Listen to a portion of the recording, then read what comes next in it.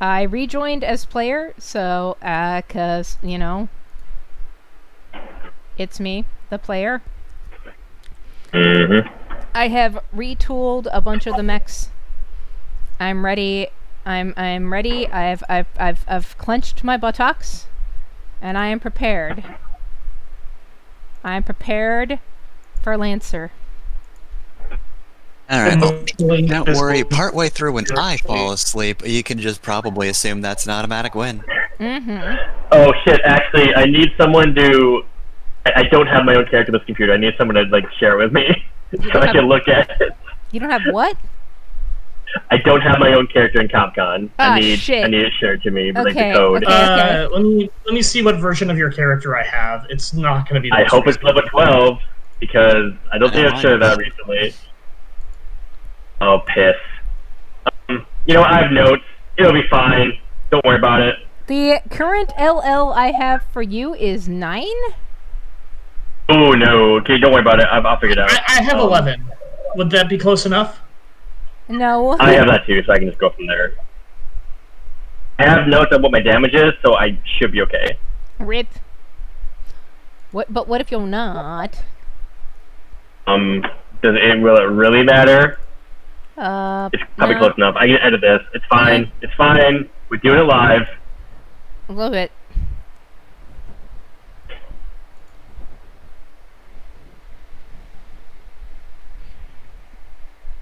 We did it. Did you already get it? Mm-hmm. Yeah, I was about to toss Jeff the JSON of the version of print I had, but that's better. It's fine. I have an old one already, so I just have to work with this. Hey, Trill. Okay, hold on.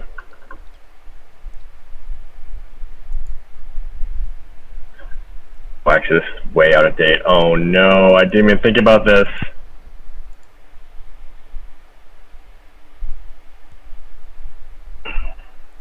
Just get started. I'm working on it until I'll be good by the time we fight.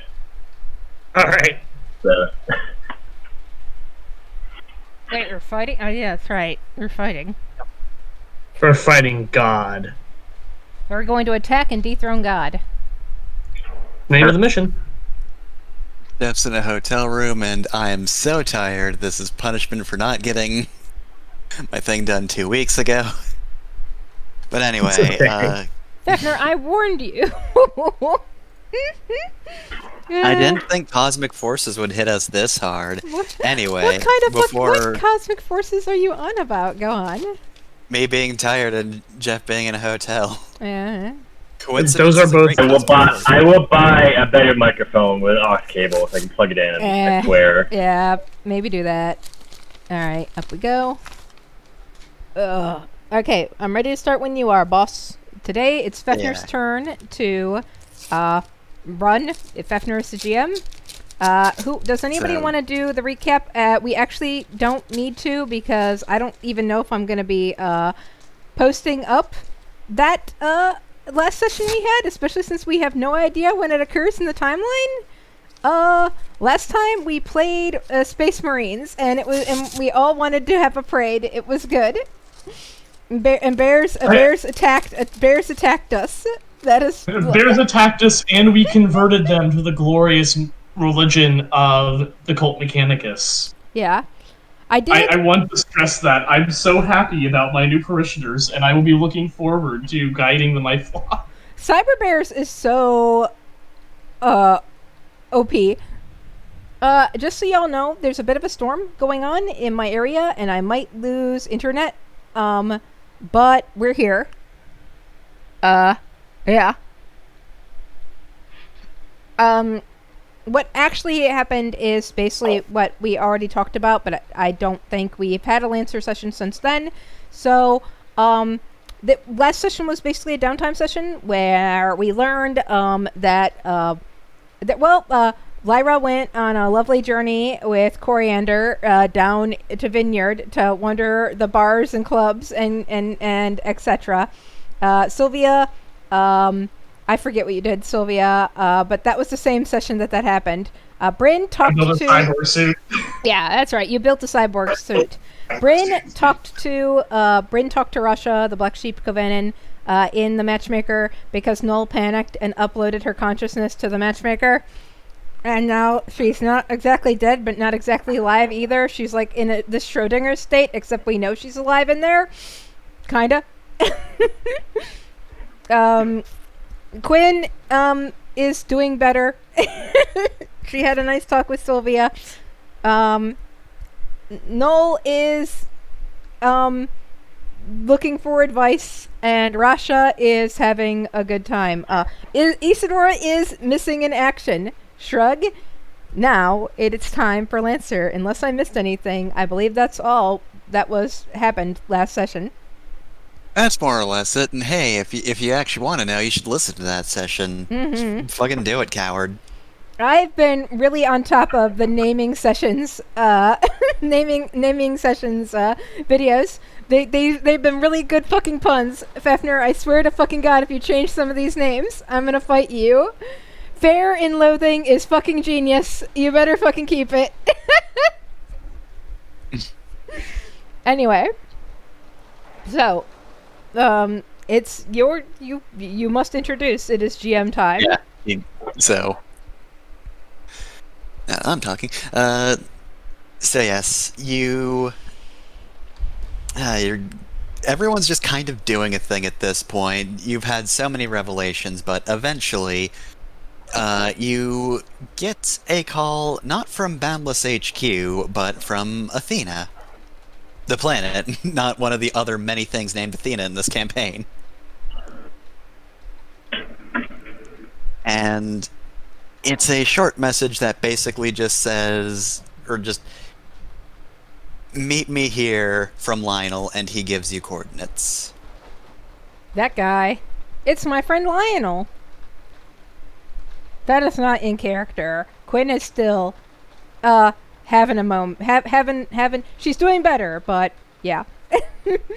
Still adjusting to the whole everything.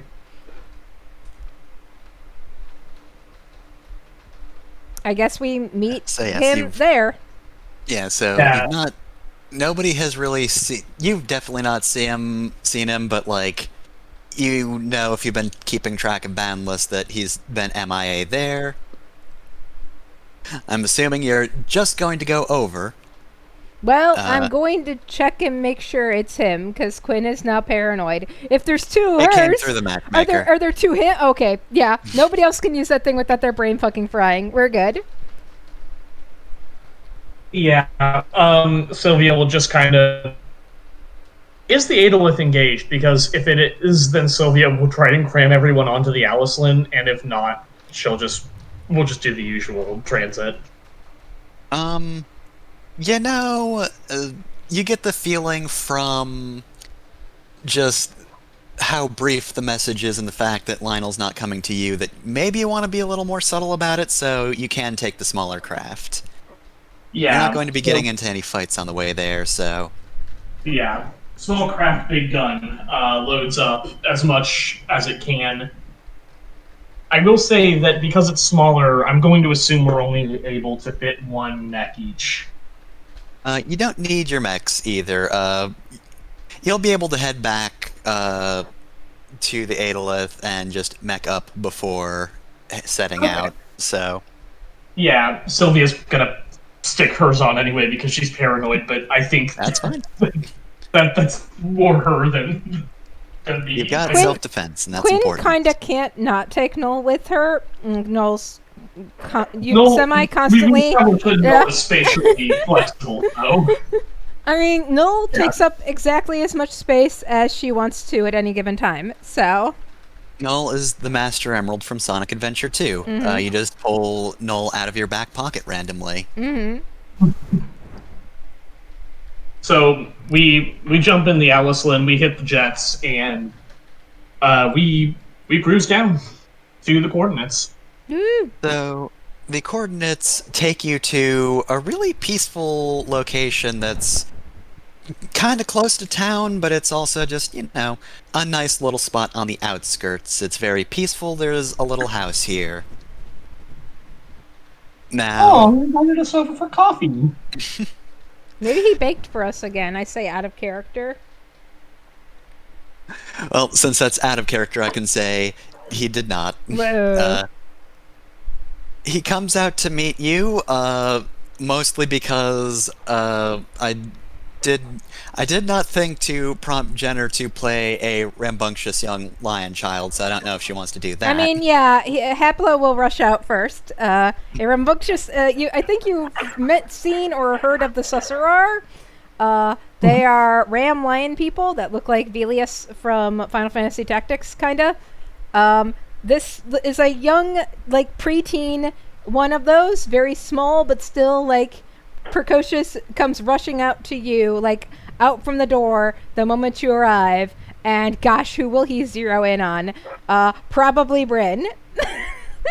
Hello. That's a dad right there. Yoink. Cling. He starts climbing you like a tree. He has claws, and they are sharp. Sylvia will just like gently take this child and like stick him on her much harder to hurt hardsuit covered body and go like, "Hi, Lionel. How's it going?" He does that thing where when you grab a cat, like they wrap their arms around you and do the kangaroo kick on your arm. Yeah. Yeah. Yeah. Yeah, Sylvia's just over there like tanking this, but also like making an expression that says, "I am deliberately not showing my pain. Look how hard I'm not showing my pain." Yeah. Lionel follows out, not nearly as enthusiastically. He is just wearing, like, sweats. His hair is very messy. He has shaved at least, but that... Well, I say that. He's kempt enough that he doesn't smell terrible. He is actually the Hollywood version of, like, people at their lowest points. Where it's like, oh no, I'm a little bit shabby. It looks like I just came out of bed. Oh man, he's going all heavy rain on us. Does that mean Issa and Velius are also here? Yes. Yeah. So once Lionel steps out, the big imposing visage of General Velius steps out behind him. This is the guy who was supposed to be dead, and crosses his arms across his chest. He's a full-grown ram lion. He's almost 8 feet tall, and he's jacked. He's thick. He a big boy. If you've seen the meme of the big muscle sheep, that him.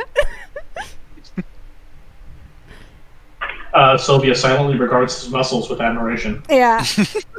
But then his wife steps out, and the dimorphism of the Sussurar are women are even bigger. So she's like almost 9 feet tall and even more jacked. So now there's an even bigger muscle sheep. Sylvia will audibly go, "Your muscles are incredible." Yeah. And this Lyra and Sylvia, you at least recognize a female of these, because the fight slut that you saw at the Halloween party, who kept trying to insult Lyra and wouldn't hang out with you, this lady here to the right of Velius is one of those. The one you met at the party was a little smaller than her, but not by much, and a little more limber, not as bust you with a hammer, but still same species of space alien in space here. There's a different map because we're looking at the Flavor Town. Because there you isn't said a next specific to someone. Yeah, there is not a specific map, but I I have. thought you were just a token. Never mind. Yeah, I have a pog for the female, but I don't have a pog for the male. But I only have that pog as GM, and I'm now on the not GM layer. Sorry, I'll pull it out and show it some other time. Oh, nope, No, it's fine. Don't worry about it. I can't even put it in the chat because I'm not at the computer that has that picture in it. Regardless, yeah. Mm-hmm. Suffice to say, it's a big, swole anthro lions with ram horns and ram manes, like lion ram manes. So Lionel approaches you, and you know, I feel like at this point he's overcompensating. He extremely smells like nice soap. He's prepared. How you doing, buddy? worse for wear, as I'm sure we all are. It has been quite some time. My apologies for missing quite a lot, but Haplo does that thing where toddlers say the stuff that adults have been saying that they overheard, that adults don't actually want other adults to hear because they thought they had privacy. But I don't exactly know what's been going on, but I suspect something embarrassing input here. Haplo will say aloud that Lionel thought he was saying, where children wouldn't hear and his privacy would be maintained. He's been depressed. He received a letter the other day. Yeah, he's been drinking. He received a letter the other day. Yeah. That's personal business, but after what happened at the 10, I've come to realize that Deliverance really is not the only enemy here. If left unchecked, the companies are going to carve Overture to pieces and ruin everything in much the same way Deliverance would. At the moment, Boundless is tied up thanks to its new member. And not only that, she is beginning to exert influence over the various councils of Athena itself. Some of the unions are wise against what she's doing, but it's only a matter of time before she figures out some way to wriggle into further power. And that's what she's good at. So, I'm sure you already have your hands full with Deliverance, so I apologize for taking your time. However, I need you to investigate something for me. I would like to understand the situation a little more regarding the powers that be. Once again, I'm afraid I can't pay you much. I don't have access to Boundless's coffers, and if I did, that would arouse immediate suspicion. I will pay you what I can, but I need you to investigate the Emerald Gate. Is that a thing our characters would have heard of before? Everybody out of, the Overture system coming into it might have heard of it through, rumors or history. I guess just let me ask you this. How familiar are you with early Overture history? Sylvia would be less familiar specifically, because she spent a portion of her childhood on a fairly isolated station, and then most of her adolescence into her early adulthood, in the world's worst internship and medical program, followed by everything that happens in the game. So I don't think she would have had a lot of time to learn anything beyond, here's who Boundless are, here's who the Common Front are, here's who... She knows some vagaries, but she's not going to know all the specific locations to the point where they would. Mm-hmm. So, I think you would you probably have heard of the Emerald Gate, but as far as you know, it's just a really big blink gate that is long defunct. I'm sure that clanners at some point probably wanted the Emerald Gate to be, a source of scrap. However, Lyra would probably know that, it's kind of heavily policed for something that is not in use. Or at least I would guess. Lyra does not seem to be much of the historian for outside things. Of the clans, that is.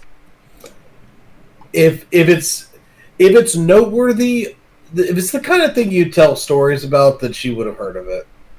So yeah, you've heard stories of people basically just playing chicken, going in to just, tear a few bits of scrap off and escaping IPSN authority, that sort of thing, but Yeah, you don't know the history of it.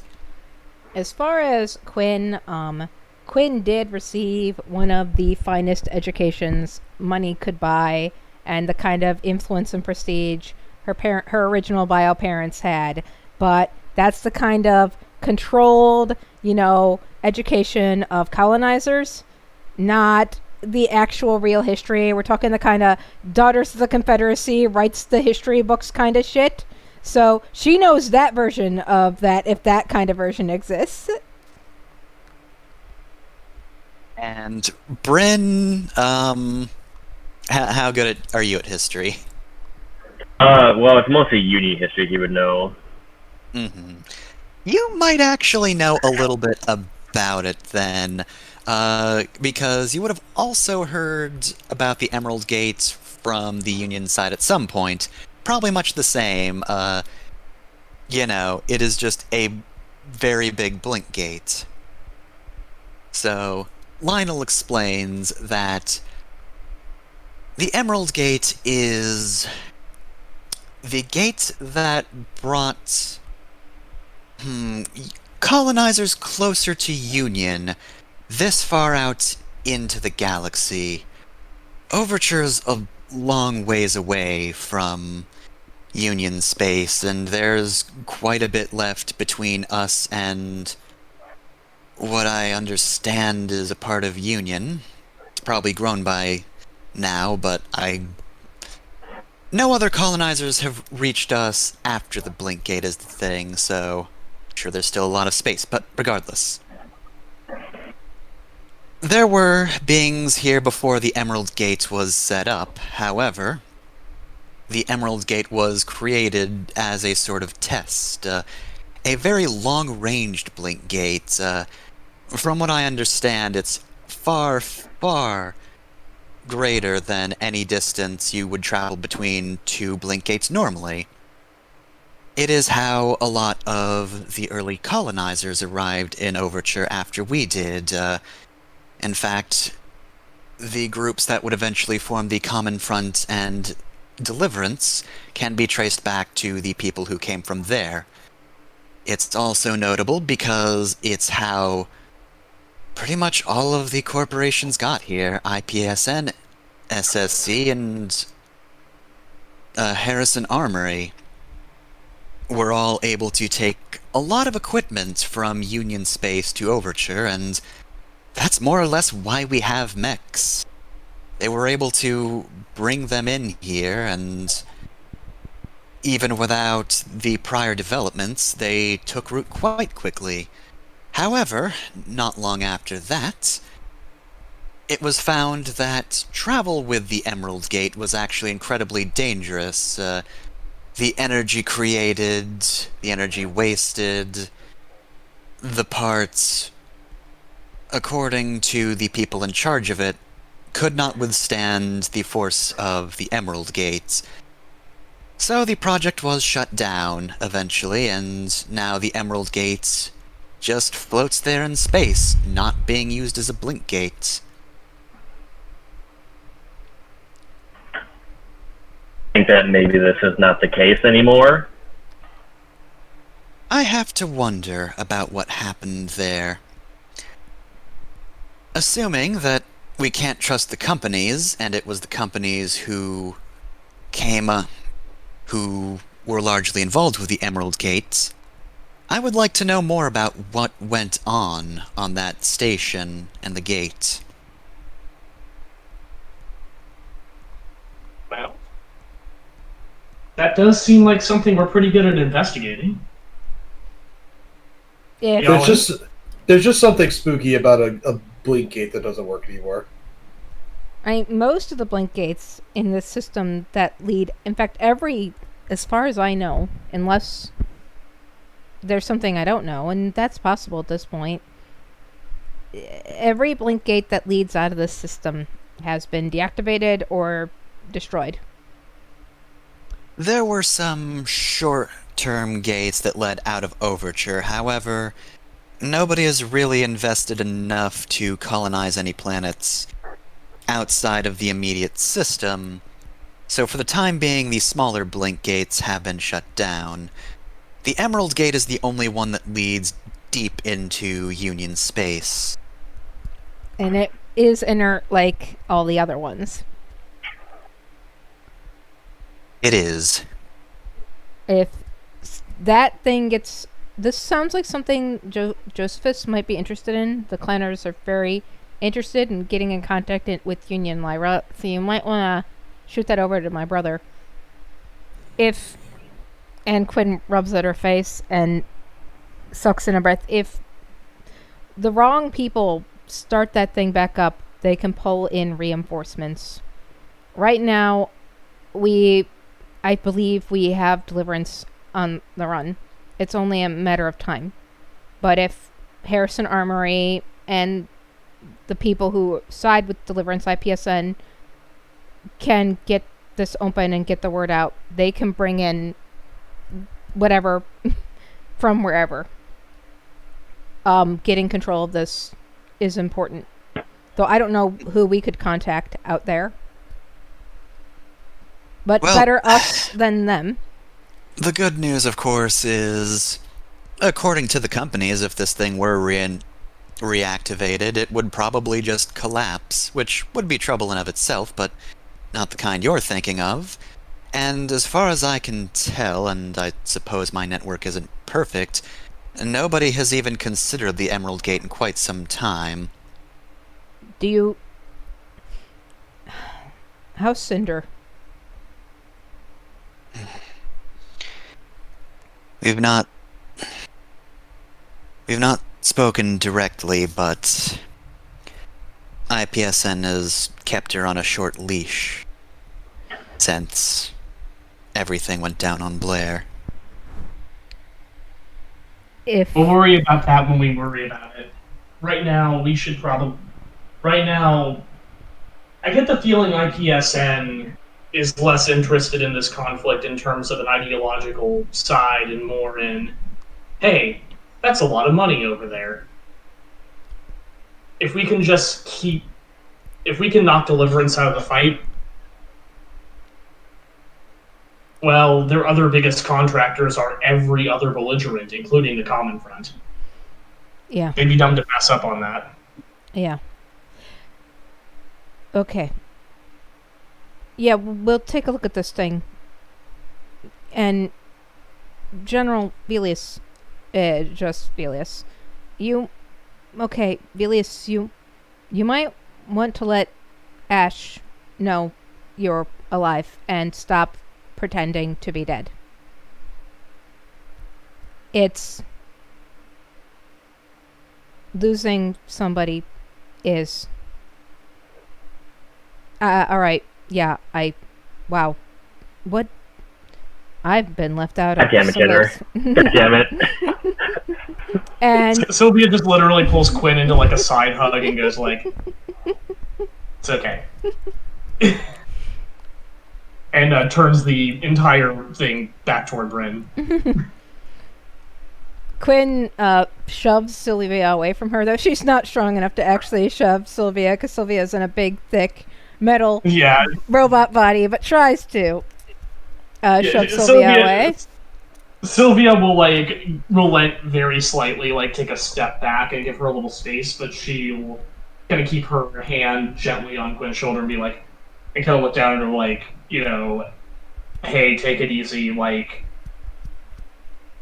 there's big things going on here, and we've got a lot to do. Yeah. Alright, so, unless anybody else has any questions, Lionel will see you off, you'll return, get equipped for the mission, and you'll head on down to the Emerald Gate. Yep. Quinn just shrugs out from underneath Sylvia and just goes into Nolan. Hey! Chrono Cross! So, I know when this. you arrive, you all dock, I guess if anybody has half-size mechs, you can keep that. However, this is not a satellite really made for, like, interior mechs, so most of you will have to leave your mechs behind at the bay. Yeah, well, Null technically can be whatever she wants to be, she still counts as a one-size mech. So yeah, just pull Quinn over. Yeah. Yeah, I'll be on foot. Sylvia will specifically. She'll kind of like essentially do the equivalent of putting her mech into sleep mode rather than leaving it all the way off. She's going to basically.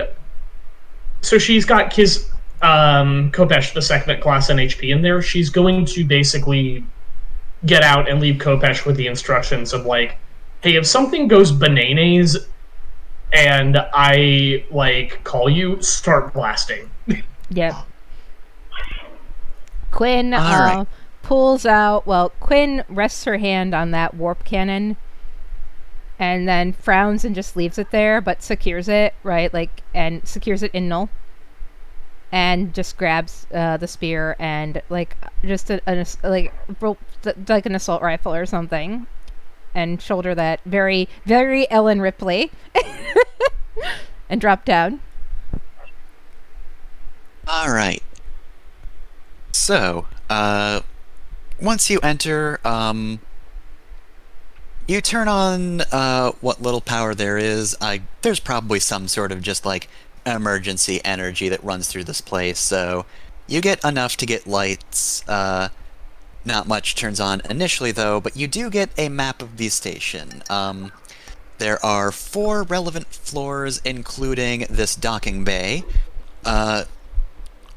You are also getting notice from Lionel that since you've approached the Emerald's Gate, IPSN is already sorting out people, so the best way to go about this would be to just separate and take on floors as quickly as possible to get as much info as you can before help arrives. Or hindrance in your case. Alright. So, let's see. Alright, so, I will list off the floors. There are the docks. There is the core room. There's a medical bay and a control room. Are these the stairs from Final Fantasy VII? Yes, no, they are. This is actually still Chrono Cross. Oh wow, okay. Yeah, the angle's not right for 7. They sure do like their... Yeah, you're right. Square Enix sure do like their stairwells. I can't believe I misidentified a Chrono Cross screenshot. Shame. I'll never live it down. I'm editing this out. This episode is getting edited. Jenner can't tell us about the stairs, apparently. For shame. Well, this is in Chronopolis, so... I think Sylvia will head for the docks because, being that she's constantly suited up, she's going to look the least out of place there, and that's where she can most easily, like, potentially blend in for the couple of seconds she'd need if, like, people started asking uncomfortable questions about who are you, why are you here. Mm-hmm. Some kind of command center that Brink could go to. Yes, the control room. That's where he would go. Alright, so Bryn will go there. So then, let's see, there's the medical bay, and then there is the core room. Which one you want to go to, Lyra? Medical bay sounds a little too fragile for Lyra. I feel like she should probably go to the core room. Alright. And that leaves Quinn with the medical bay. Alright, so... I think Coriander would probably follow Lyra at this point, since Isidore isn't here. They've bonded pretty well. They had a very fun time. Alright, so, everybody else goes to their relevant floors, so we'll start at the docks. So, your mechs are here. There are no other ships here, though, so how do you want to tackle investigation? So, I guess the first question is, what am I looking for? It's really any evidence of what's been going on this station. is there anything here that could be perhaps a shipping manifest or a log of the ships that have come into and out of this area recently? I could say you could search for something like that, so what kind of role would you have for investigation? Let's take a look at what I have. So I have... Unfortunately, I think the big one for this is either read a situation or spot. The read a situation is really more of like a social or a, I can tell that this place is a sniper setup, is where you would put a sniper setup thing. Spot is more spotting ambushes, hidden compartments, disguised individuals, spy on target from the distance, track things. I think spot's definitely the more relevant here. I think it can fit. You are investigating the docks, but you're trying to just really get your bearings, more or less. Yeah. And trying to find something out of place. So, yeah, roll me a spots. That is a success. 11 is decent enough, so... I think first things first, you look for a manifest. You've probably seen... space stations, so it doesn't take you too long to find the manifest. On this manifest, you don't see anything, too out of the ordinary. Really all that comes onto this manifest are, IPSN, security people, basically just checking in. You can tell that people will do rounds, however, there's no clear, pattern to them from what you can tell from this, so you figure they might have, distant setup patrols, so, every quarter of the year, somebody comes out here, checks to make sure everything's okay, and then there might just be, security breaches. Like I said earlier, every once in a while you will get a brave clanner trying to steal shit from the station. IPSN will ship out for that. And, they'll come, they'll make sure everything's fine, check in, check out. However, what you do notice after checking this over is that you actually smell fuel.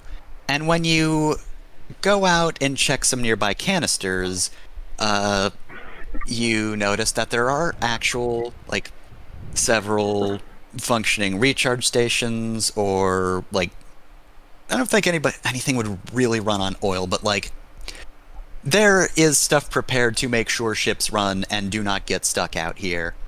Yeah, Sylvia's very familiar with what, a working cold core looks like, because the hard suit that she walks around in is technically powered by one. So she would be very familiar with these are cold cores that have been actually maintained. So whenever they're coming out here, they are actually dropping stuff off to make sure that ships essentially have the batteries they need to run. Yep, that's pretty much it.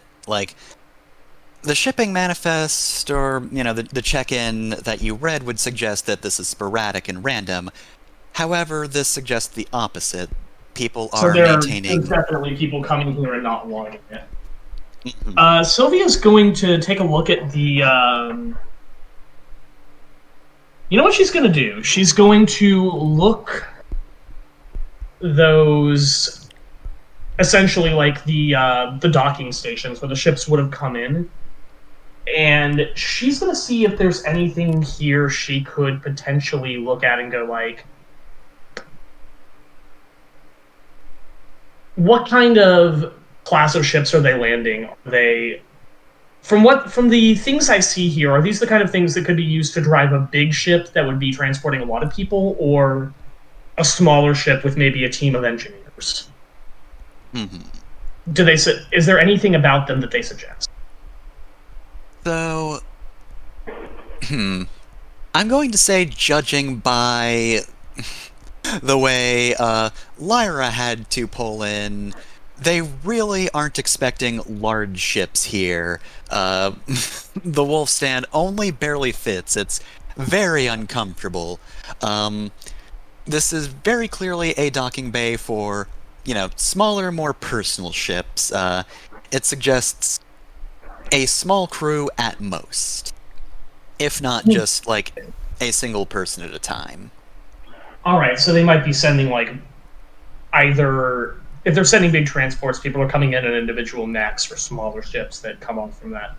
Okay, so let me think what else I could find in the docks. So we're looking for evidence specifically of what Deliverance and IPSN have been doing here, or why this station might have been decommissioned, and anything that could lead to that.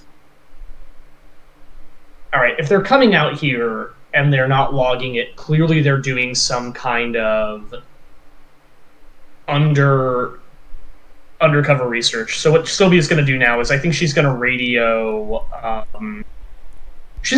Bryn and kind of let him know, hey boss, heads up. I checked the shipping manifest. It says only quarterly patrols are coming out here irregularly, but looking at what's actually in the docks, there have definitely been small craft landing here on the regular, or at least recently, which are not being tracked. So someone's coming here in secret. Sure. Yeah, you might want to. So we know for sure that there's definitely people here. Lionel's absolutely right. Or there's people who have been here. Lionel's absolutely right. All right, so. One other thing I'll check. Gotcha. Is there anything that suggests that people may have been dropped off the station? I'm going to say you could probably tell no. Okay. Yeah, I'll let him know. I'll pass that on to Bryn too. Then, like, no sign that anybody else is here with us, but all the same, that suggests we could be in for company before we're expecting it. So keep your eyes about, and especially look for anything that suggests people are. We should probably tell the others to look for anything that suggests like people have been monkeying with it. The transports are too small to have been big groups, so it might be teams of engineers or like a small crew and a supervisor. Okay. Gives me an idea then. Alright, so Sylvia can log that information to send to Lionel at the end, and next we'll move on to, I'm gonna say, go to the medical bay real quick, so. Hey, it's me in the medical bay. Wow, this sure is some Chrono Cross. I'm utterly in love with this. Oh, it's so incredibly pixelized. I love it. No, it's not. It's really good. Wait until you see It the is video. mine. Oh, There it goes. yeah. It finally popped God, in. it's so gorgeous. Okay. I think for Quinn, her thing will be to. This is gonna be ancient because she doesn't really have these kinds of skills, but and also like who even knows what's gonna be on here. But for Quinn, she's gonna try and get like a roster of people, like a crew roster from this, because the medical personnel would be doing checkups on people, and this is gonna be like old or new. We're gonna see. I'm gonna see if let's see what I could call this, because I don't exactly think she has anything that would work other than research. Like, she doesn't have hack or anything like that, so I think she'll just try and see if maybe she can just get into it somehow without hacking. I'm just gonna try and do a I could just do an investigate, I guess, because I don't have hack to get into this. Like, she's just gonna have to go through the computers and see what she can find. I mean, technically, Noel could hack it for her and open it for her, but and then I just have to do an investigate. Give me a roll. Yeah, because Noel has their own sheet. It's gonna be +6 because that's my investigate. I'm not doing this as a celebrity. Oop, just barely. Yeah, like that is she is. Doso. She is not a hacker or whatever. She's not used to technology. She didn't, make herself in that isn't friendly to her. All right, so I also suspect this is very 10. old and foreign. Like, this is not, Yeah. the kind of shit she's used to dealing with. This is like So I booting up a think- Windows 98 computer.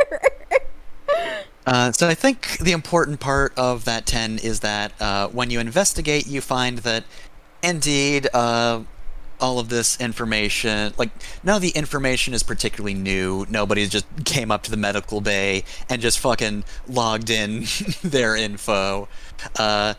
You can find old info. It's all encrypted, though, because, you know, medical work was pretty, like, it's important. It's confidential, so... Got whether that hacking space it- HIPAA.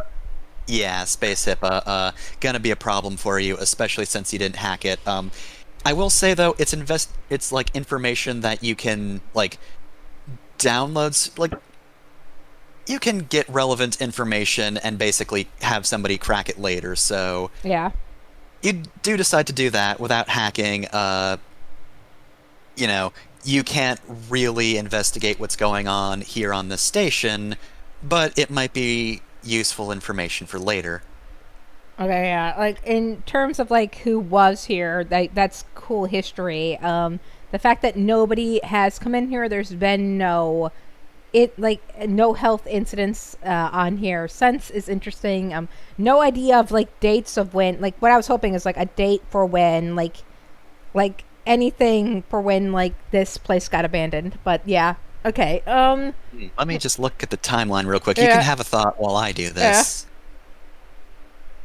I guess the next thing Quinn will do is see what kind of supplies are left in this place and what condition those supplies are in. But that's after you come back. I don't want to distract you from that. So that'll probably be a search or something like that. Oh, I just realized you could use the supplies as like a almost kind of carbon date the last time someone used this place. Yep.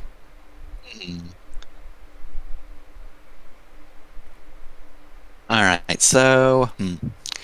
I'm going to say that would be a new roll. Yeah. But in terms of, like, a date, we'll see what we can find out. But yeah, new role, and this will probably be that in a person. This is apparently, I think it's going to be another investigate role. I'm sorry. Fine. Hey, you gotta investigate. Yeah. Still not doing this as a celebrity, though. Quinn's probably going to have to change her celebrity status here soon. Okay, slightly better. She's really, Feels pretty good. messed up by a dead wife. She's not doing her best here, folks. Alright, so, you finish up at the computer, oh man. You know, for some reason, at least on this timeline, I did not mark down when the blink gate would have shut down.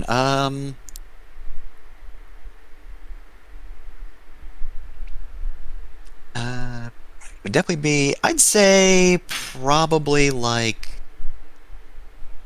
you know what, I don't need a specific date. We'll just say like 500 years ago. 500-ish, date I and like have- we can retcon this as need be once you go through the timeline. But yeah, enough time It's- that like histories upon histories upon histories of these factions being shit.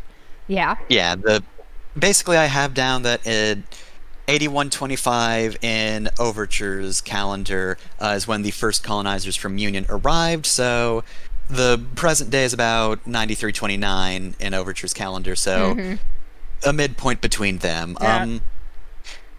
Actually, I'd say like 300 years, actually, because I'm looking at this. Mechs really started coming into popular use around, in Overture's timeline, 8913. And apparently that is also when Harrison Armory was established. Yeah, makes sense. Yeah. So yeah, between those two dates then are about when the Emerald Gate shut down. So, that being said, you can't really figure out anything else from that data, so you're just going to log it so Lionel can look over it later.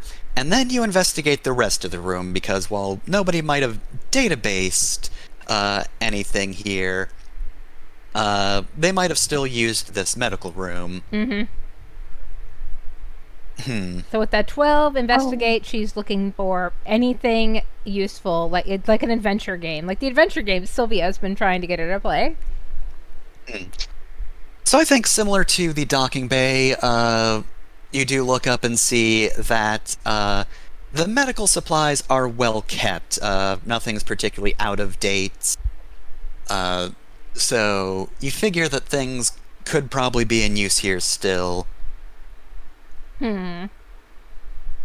That's interesting. So yeah, so it's been recently restocked. Okay, that's useful information. I don't want to give you like the super exact information because that's only a 12, but I'm also going to say that you see some really strong tranquilizers here, like past elephant grade now that we're in the future. Oh geez. Do we have the megafauna tranquilizers? Yeah, megafauna tranquilizers. We don't have person-to-person communication outside of our mechs, so I don't think Quinn has a way to get this to them. We totally would. We would have like something. Yeah. Yeah, Sylvia called Bryn earlier. It's fine. Yeah, Quinn will quickly text it up, not vocally say it, because she's worried about weird things overhearing it. So she will text up that the medical lab is like up to date, has been resupplied. So people who would need medicine are on the ship. This stuff is not out of date. And as another note, I think And there also, are like, more like dinosaur bandages. tranquilizers. There's probably more like bandages and stuff to stop bleeding, like stuff for physical injuries rather than disease. There are a few things for that here and there, but you suspect that whoever restocked is more thinking that if somebody needs the medical bay, it would be for physical injuries. All right, Quinn will list that. This isn't stuff for like parasites or diseases. This is getting mauled by shit. All right. Is there anything else you want to look over in this room? Okay, we've done the supplies. We've done the computers. Is there anything else here? As if this was an adventure game, is there anything of note here beyond that? I'm going to say these would be some pretty small details, so if you get a good investigation check, I will give you some info. Okay, here we go. Come on. Nope. 11. I'm rolling really, really bad today, folks.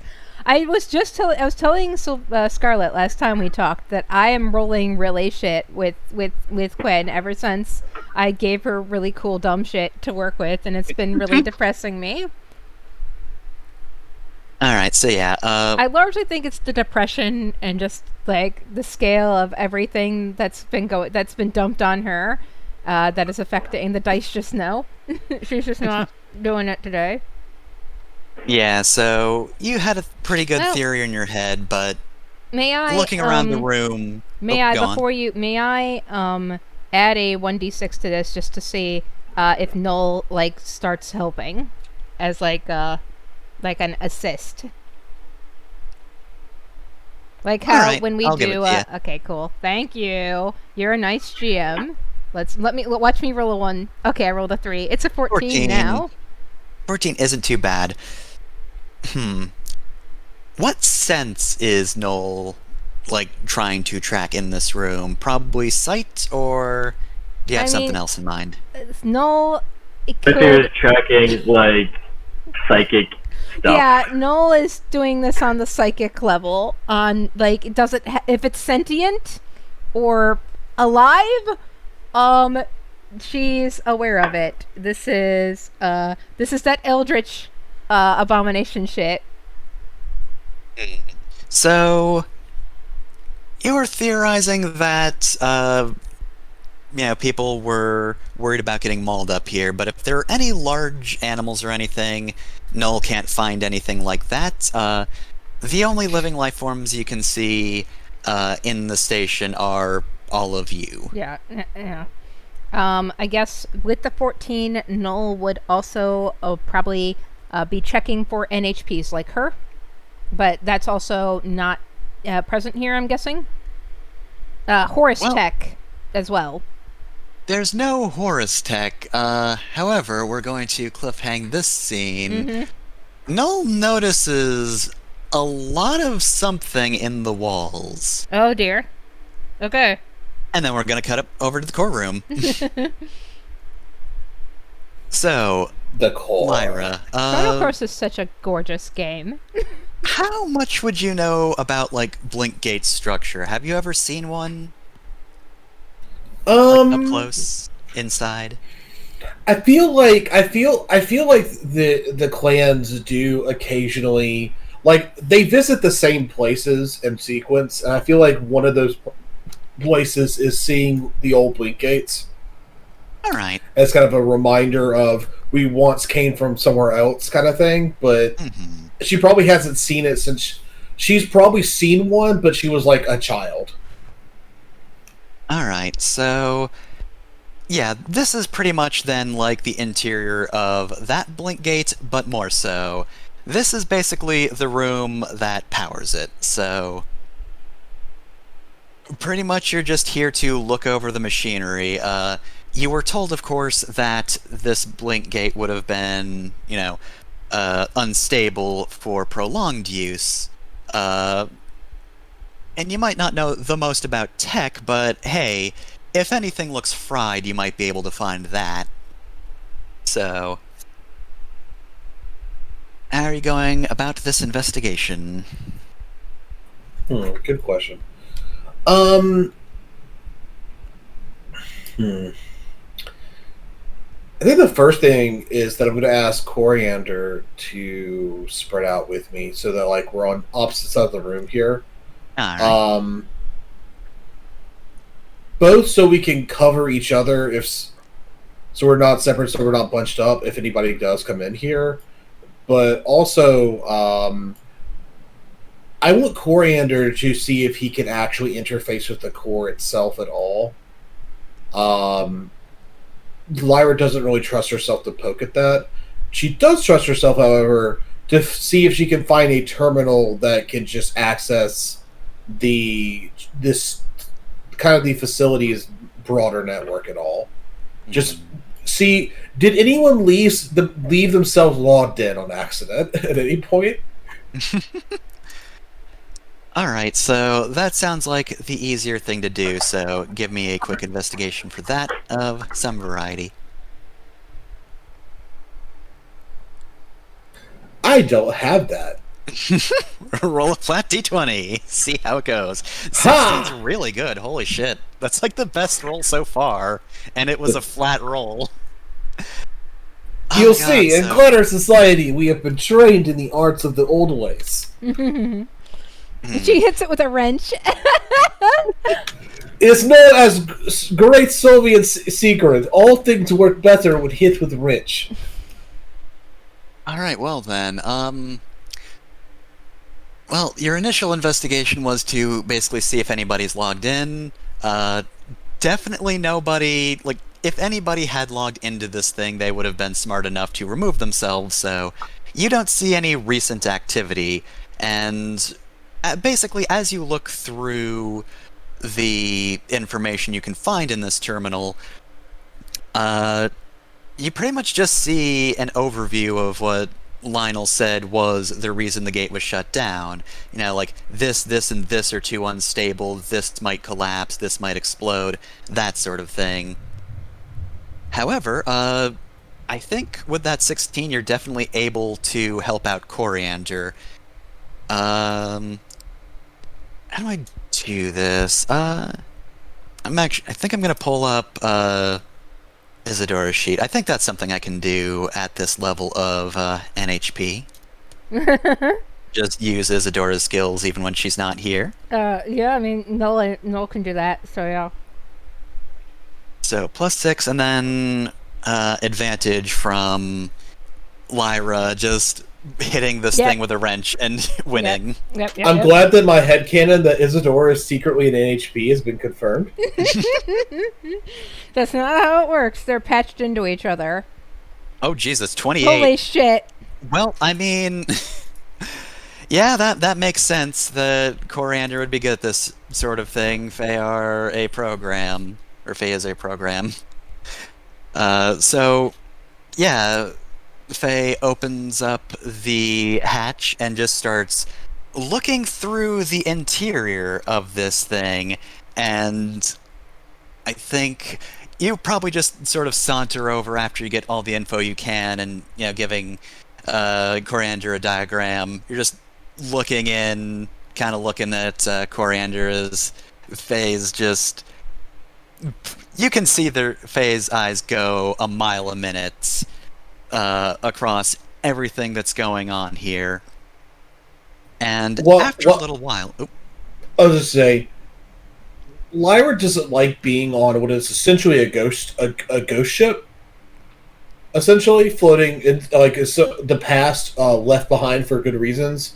So if Coriander's kind of pulling the weight here, I think that she is actually probably posting up on the doors because she's paranoid about someone bursting in on them, kind of like waiting for something to come through so she can submachine gun it.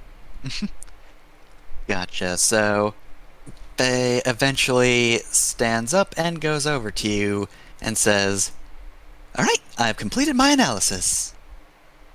And what did you find, little friend? Well, we were worried that parts of the station may have burnt out from stress or something of that nature. I may need time to analyze the overall mechanisms of this station. However, I did not find anything that is close to exploding or anything like that. Nothing is overly damaged. In fact, some parts have been cleanly removed. However, my assumption is that if we found the correct parts, we could just place them back in, and this place might be able to run. Like, it could connect. Yes. How easy would that be? As I said, I don't fully understand how this place works yet, but I have already downloaded the specs of it, and looking over it, I'm honestly a little confused. I don't think it would take too much energy to power this place. We could always power it off of Quinn. Just hook that shit up to the matchmaker and nuke her. Take her out. Did you... Wait, you said things had been removed. Yes, very cleanly. Where to? Who removed them? Coriander kind of looks around for a moment. They don't seem to be in this station. If I had to guess, they might not be here at all. Do we know who took them? And or why? There was nothing that said who might have taken them in the information you found. I do know what the parts are, and they would be easy to replicate. They're not any sort of mysterious technology. It's quite understandable.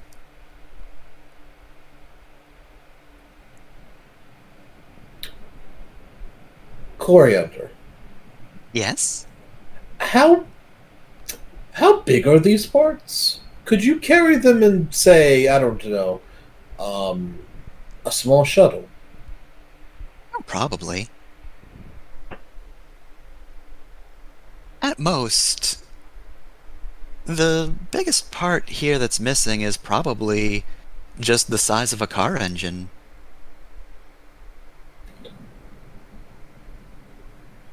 In addition, now that I'm looking over the data, it also seems like the parts removed might be the safest parts. For example, none of the ones that could trigger a huge source of energy. Again, going back to the car metaphor, we don't just have an ignition that would set fire to the fuel, that sort of thing.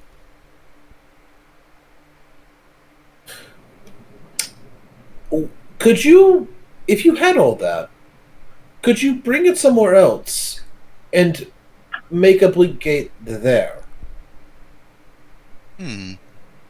Well, it would be an incomplete set of parts, but probably it's not too different from the blink gate technology we normally have. Of course, if we were to smuggle it out of this station, I doubt you could recreate the Emerald Gate if that's what you're getting at. That A was smaller what I blink was- gate at most. That's what I was getting at. To Well, recreate the Emerald Gate would be an impossible project to hide. It would be far too big, first and foremost. I am having a bad feeling about it when you say it that then. Well, is there? So were you able to access anything regarding any sort of activity on the station recently? I was not able to find any proof of activity here either. Judging by the dust that is accumulated, I would probably say that these parts were removed some time ago, not recent.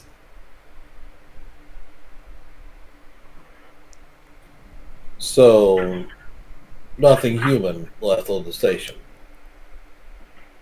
It would seem so. I've been speaking with Null, and we are the only life forms on here. Or, I suppose you are. I don't show up on that. But I am here. Yes, and somehow I'm not entirely convinced something else is not here, but perhaps it is just me. Well, I think when you say that, the camera just cuts over to like one of the other sides of the room, and you just see a shadow just push on past through between two different silhouettes. I knew it. Space is full of ghosts. And with that, we're going to go to Bryn at the control center. Hello. Alright, so this is Okay, just... well, Bryn will walk. Go ahead. Sorry. This is just Computer Central, so if you want information, this is... Well, this would probably be the place to get it, but you're not 100% sure that, you know, you're going to find somebody who's just made recent logs or anything like that. Okay. So Bryn will first he'll walk in and he'll like sit down in like the commanding officer's chair and just like look around, try to get a feel for the place. And here's what he's gonna do. Is there like a ready room for like the commanding officer of this place, or is it just like kind of laid out like it is here? Because he wants to basically find like the console for whoever's in charge and go to that. I think that would all just be a part of this room. I think what you gather is Blink Gates didn't have like any major leader. Like you would have had somebody organizing everything. You gotta have a conductor Like a head somewhere. engineer or something, probably. Yeah. Kind of like shift leaders. Yeah, just somebody with a little bit of authority, but not so much that they'd get that much sort of separate treatment. Let me ask you this: do we know like who made this Blink Gate? So the Blink Gates, of course, were largely funded by a very privileged sect of colonizers, funded by various companies from all over Union. These are actually private. It wasn't like military stuff. I mean, technically, military stuff did come through. Like mechs went through. Yeah, but I mean, they did. It wasn't the military was not in charge of the Blink Gate. No. I'm saying, it was like, okay. Well, here's what Bryn's gonna do. Just going from his experience of like running, you know, as like an officer, like running things that had a lot of people on them. You can go to the whoever's in charge is like workstation here, and he's just gonna look around and see if he can log into this thing. Because generally, if it's a corporate guy in charge of this and not like, you know, military officer, there's probably just like a sticky note with a password just like taped like under the desk or something. Because they're too important to remember that shit. Alright, so give me a roll then. I will make a roll to like get in the headspace of this dude or this lady, whoever ran it, and just try to figure out how to get in this computer. Using empathy. I don't know anything else.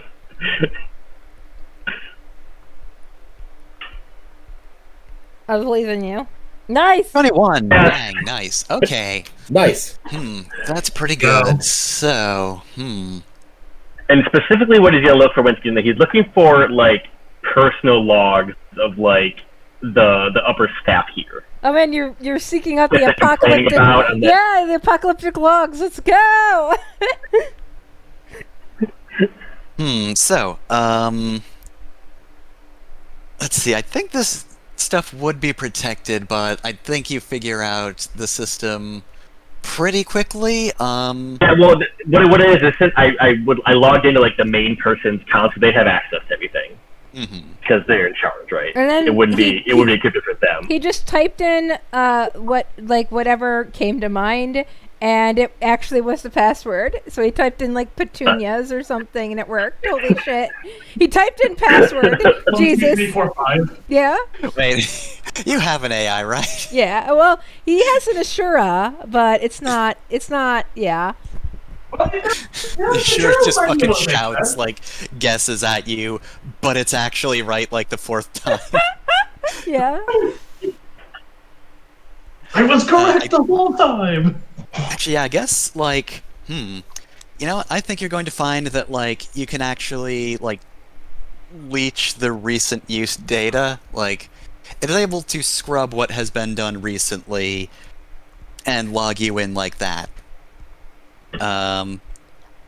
So yeah, I guess once again, if you're looking specifically for apocalypse logs, Oh, no, that's me. That's what I'd be looking for. I don't know what Brendan's looking for. yeah, just the general leadership. You know, I think there's going to be a lot of the messages that, you know, once again, are the same that Lionel got, or was telling you about, where it's like, hey, we can't keep this station anymore, here's how we ramp stuff down, we're gonna have to shut this stuff down. And then there's just like a few blank spots. You can't immediately recover that data, however, you can, with the access you've gotten, tell that something was specifically deleted. There were deleted communications. And then, as you're going through those, you actually eventually find a whole lot of deleted logs, like, you know, after the sort of the goodbye messages. And with the 21, I can actually say, they look like they've been deleted differently, like, the protections that were put up to make sure nobody figured out who removed this data and what it was are much different, far more advanced than the messages that were scrubbed before. Honestly, it'd probably just take you like an hour to figure out those initial messages. But thanks to the fact that nothing can truly be deleted on this system, this is the log, you are able to find that information. And let me ask you this. So all that stuff that was deleted, that was like all the official logs. I want to see if I can find like logs for the same time frame from just like dudes who worked at this station, what they were like telling their families about and shit, like the non-important like communication. See if I can find anything in those. So I'm actually going to say that they are even more so, like, they're also talking about what the information you were initially given. Nothing was deleted from the normal person, like, messages, though, and in addition, once you check out the engineers, you definitely see some confusion about, like, the status of the blink gates. You know, you just have a whole lot of scientists being like, I mean, my calculations said this should all be fine, but apparently it's not? Whatever. I wonder if maybe it was sabotage. And I'll give you one more bit of information with that 21. After thinking over the, you know, later deleted messages, you realize you've sort of seen that encryption before, and it's actually basically the same thing that scrubbed out the fingerprints for the V3 printer. The thing that basically just blocks all information from, like, where these blueprints and this machinery originated from. It is the same sort of job that was done. Like, it is incredibly well done. It would be hard to crack this, but it is well done in a very specific way that you think you recognize. See. Oh, I guess I'll just stick in like the future code of a thumb drive and just download all that shit in the pocket and walk out. More or less what everybody's been doing, just logging as much information as possible and getting out. However, as you begin to leave, you hear something drop from the ceiling. Oh no. Bryn pulls out a shotgun and farts immediately. He knows none of his friends. And that's why I was the only smart one who looked for ghosts. Give me a roll. Okay, hold on. I guess there'll be assault. I have that. 20 plus 2, though.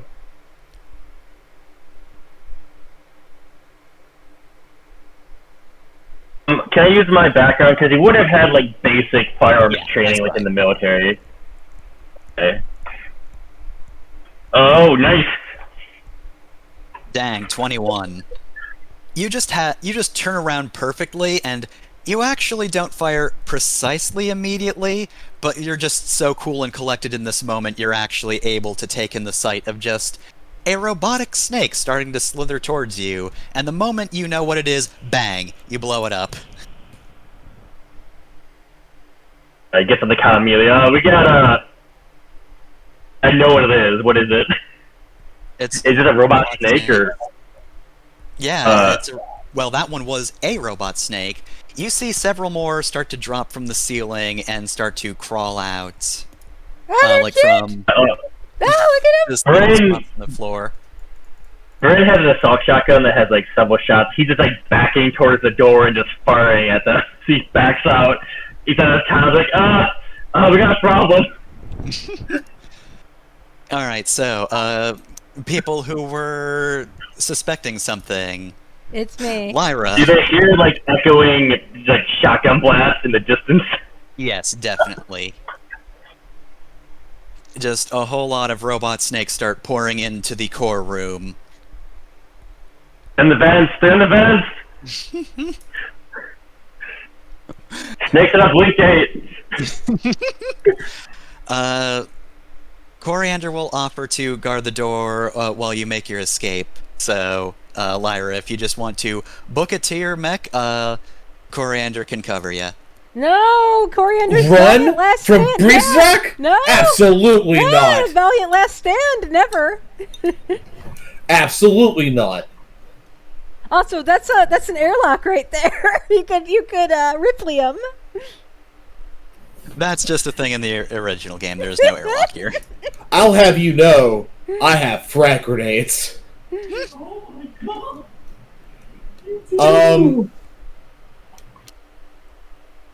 That's a lot of snakes.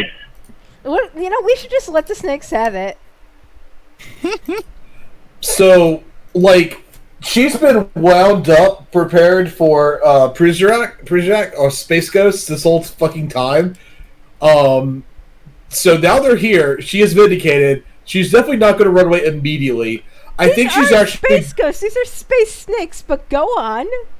I mean, yeah, they're snakes, but like she's just like being convinced something's going to happen.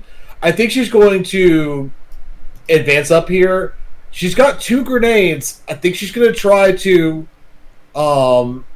double pump these, like right here. One here and then one like there. Alright. And then try to sort of like go for her gun after that. I'm thinking assault would work here. What's the normal grenade rules? Or like, what's it say under your description? Expand a charge for the following effect. I have 2 charges. Grenade, range 5, blast 1. Affected creatures must succeed on an agility save or take 2 explosive damage. Okay, so let's see. Agility save, you said? So I'll do 2 of those. Come on. Oh, what's my save target? You know what? I don't know if there is one. 19. 8. I the guess one it's that just is definitely toast. yeah. So yeah, you throw one of those grenades, and I guess the first one hits. So yeah, you just clear out a few of them, and then you throw the other one, and these robot snakes have already wisened up and just kind of crawl around it and continue heading towards you.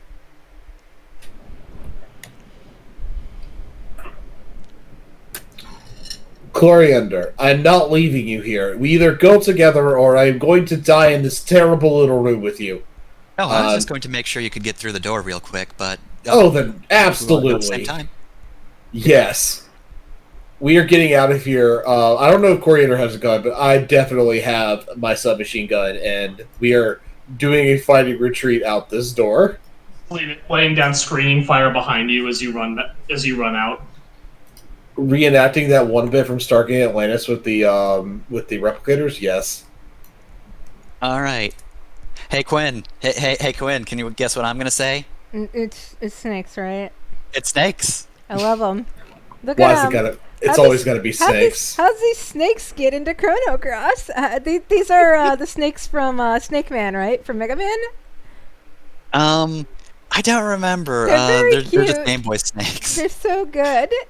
I was thinking of what snake pug I could use, and I was thinking about the 50 Shades of Grayscale thread on LP Zone. I was like, oh hey, snake count. I'm just gonna use that sprite. Hell I forget yeah. where they got it from, Very nice. but it's good. They look like they're like supposed to have a waiting animation where they bounce. Mm-hmm. They're very happy. They make me happy. There's a lot of snakes. All right, so are you going to immediately attack snakes or just flat out run? Well, I guess I was, I mean, Noel sensed them here, the living snakes. Well, she was looking for NHPs when she pinged these things, so are these things part of an NHP? They are not. I'll still give you like an advantage if you on whatever you do next because Null saw them coming, but her initial check was for NHPs. These guys are just incredibly simple robots. Okay, not yeah, NHPs. They're not NHPs, just dumb robots. Okay, just simple little snake robots. All right. Alternate snakies. Okay, I'm going to do a What do I need to do in this room? I will say, since everybody spread out and just did their thing, you got all of the information downloaded you needed to, and I think it's safe to say that you're probably not going to find too much info, especially now that snakes are flooding the room. Yeah, I think this will be. I could do either a stay cool or a get somewhere quickly, but Quinn's first instinct will be to fall back to a place where they can. You know, she's probably gonna want to power this ship up and start closing off sections of the ship to try and contain the snakes. So I think she'll probably be heading to where Bryn is. Ultimately, to where the main computer arrays are. So this will be either a stay cool, a keep cool, or a get somewhere quickly roll. Alright, Oh no. Time to roll really bad and get murdered by snakes, y'all. It was nice knowing you. Hey! There you go. good. Thanks for that advantage. Oh yeah, okay, good. You already added that advantage.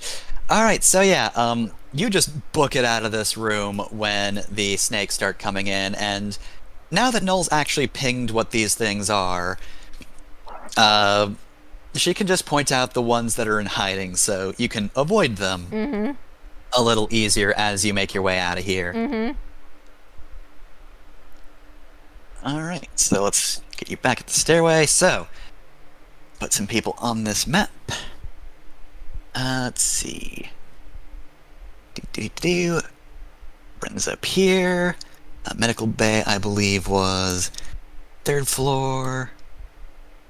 And core was 2nd.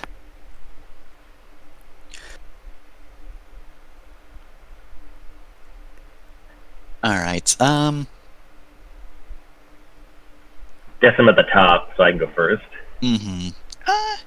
Real quick though, how do I want to do this? I think we're gonna switch back real quick to the docks, because by now, certainly you've heard something, Sylvia. Yeah, Sylvia's just going to, as soon as Bryn goes, like, we got a problem, she's just gonna, snap to attention, go, first of all, is there anything in the room, like, happening with her? You would have heard, like, incoherent yelling about snakes. Yeah, nothing, like, useful past that. If with me, then, like, with me already, then, yeah, she's going to, like, snap up and go, like, I'm sorry, I'm sorry, I don't know if I copied that. Did you say snakes? Robot snakes. Yeah, you just hear yelling, like, incoherent yelling.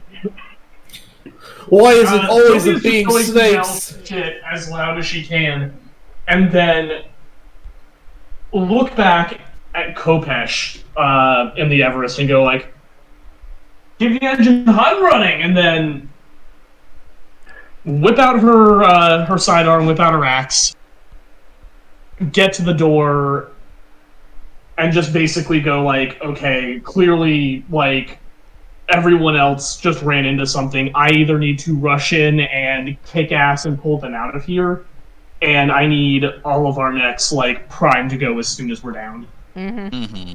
So yeah, at the moment, you could probably just tell, like, you already knew this beforehand. The biggest problem here is that there is no space to fight with mechs here. Yeah. So she's basically leaving the mechs where they are and like having Kopesh specifically keep the Everest hot and running in case someone comes in from behind while we're doing this nonsense, or in case snakes start to get into the bay. But she's going to go in herself and just stick me down wherever I'm supposed to be. I'm going to just yell into my earpiece like, docks are clear. I don't know how long. I've got Kopesh guarding it in the Everest. Does anyone need help? They're coming out of the bed! For the love of God, where do you want to rendezvous? Just come on the dock! So Fine, do you need assistance, or can you get here fine on your own? Over! I don't think you can assist, there's too many! Blam. I'm so happy that you had this problem tonight.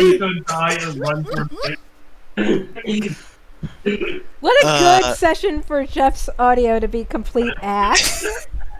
You know what? I was blessed, actually, not cursed. Anyway, Sylvia, you haven't rolled anything. You initially didn't see any snakes pouring into the docks. However, as you are running, you start to feel something under the floor. Oh no! And behind you, here's a real big snake that's just coming in to try to give you a chomp. We're not seeing the map. I think that's a take someone out roll, because I am going to attempt to just plug this thing as soon as it pops up. Take us to the map. I want to see the big snake. Should be on the map. We're not. We're in the. Yeah, it's like right down here. Oh.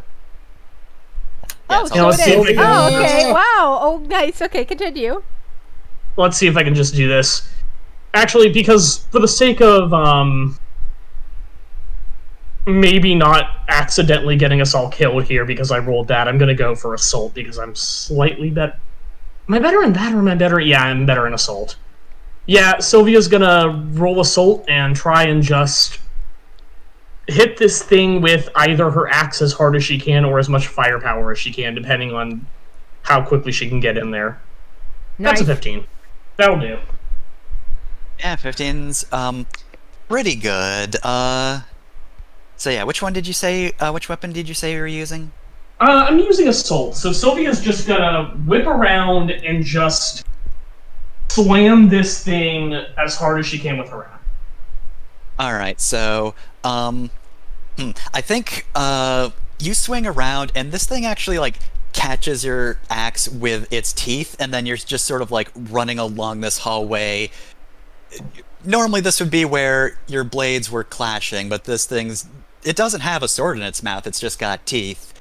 But that was a good roll, so, like, you get to the stairway and just sort of, like, throw this thing into the wall with its momentum by just thrusting your axe, so you have managed to get it out of the way for now. Yeah, while it's down, I'm gonna open fire on it with her.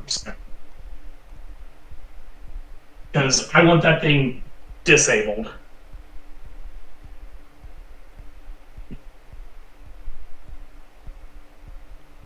So that should be probably a separate roll, right?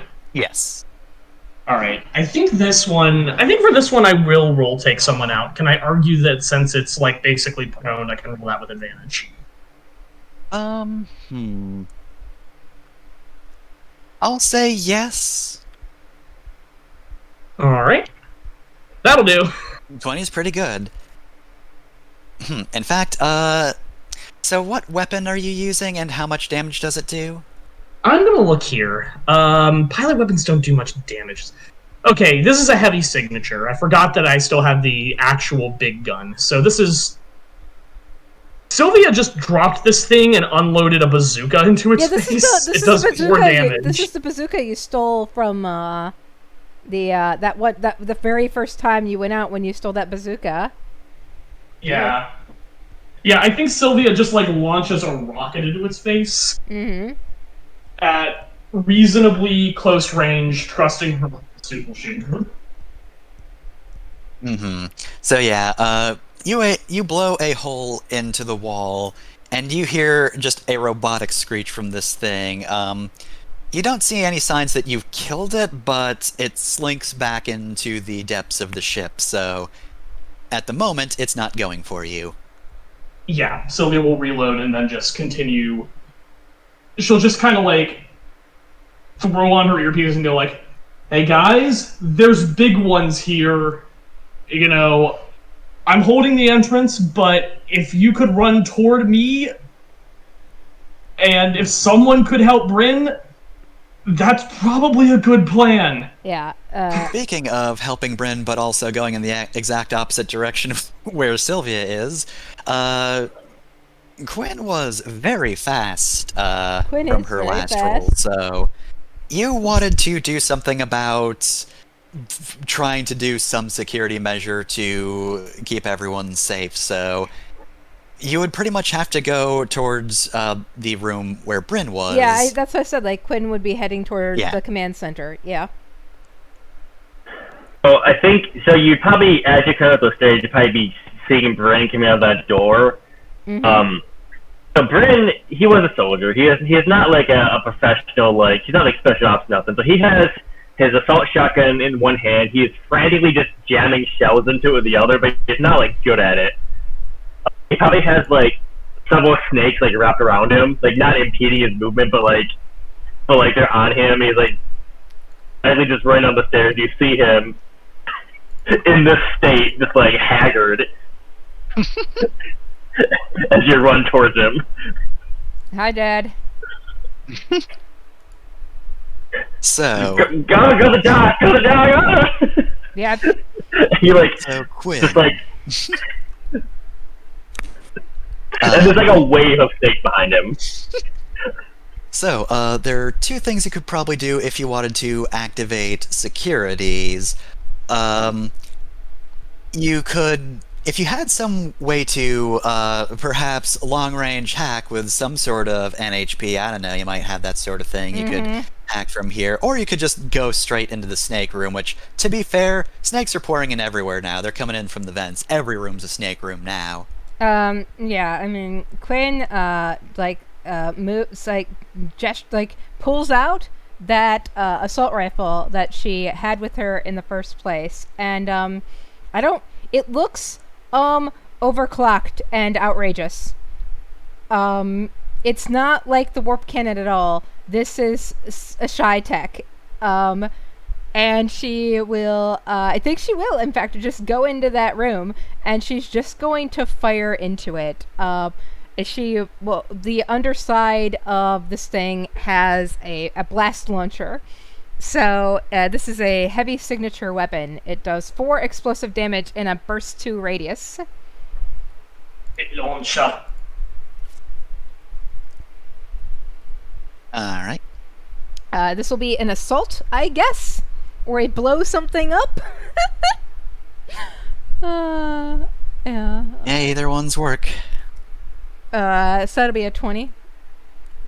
Alright, 20 is very good. So let's see.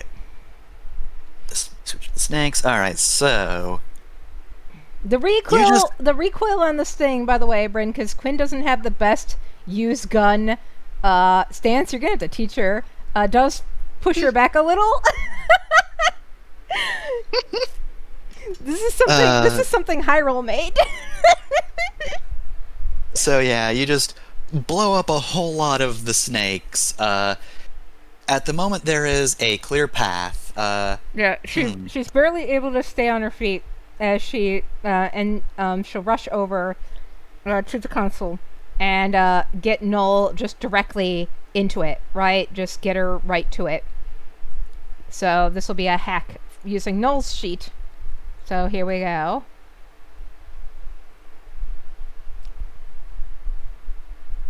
Uh, 26. 26, yeah. Extremely good. Okay, that's a hack from Null. Null, just immediately interfaces with this place, finds a map, and at this point it's actually getting more and more difficult to get back to the docks. However, there is actually just like an area in the center of the station that's wide enough for all of your mechs to fit, and in fact, it's almost a secondary docking bay or something like that. It is a platform mechs can be on. Null does not have the time to figure out why this is here. However, Null can transfer the mechs over there and open up a passageway for y'all to get in there. She will do that, though she will remark in her own voice over the comms, what she has made her own voice anyway, that this might be some sort of trap or whatever, because this is very narratively convenient. She's too trope savvy from spending too much time in the matchmaker to not think that something this convenient isn't some kind of bullshit. But that's where we can fight and try and take care of these snakes. Look, you gotta have set pieces, Quinn. Mm-hmm, mm-hmm. That was not me. No, it's no.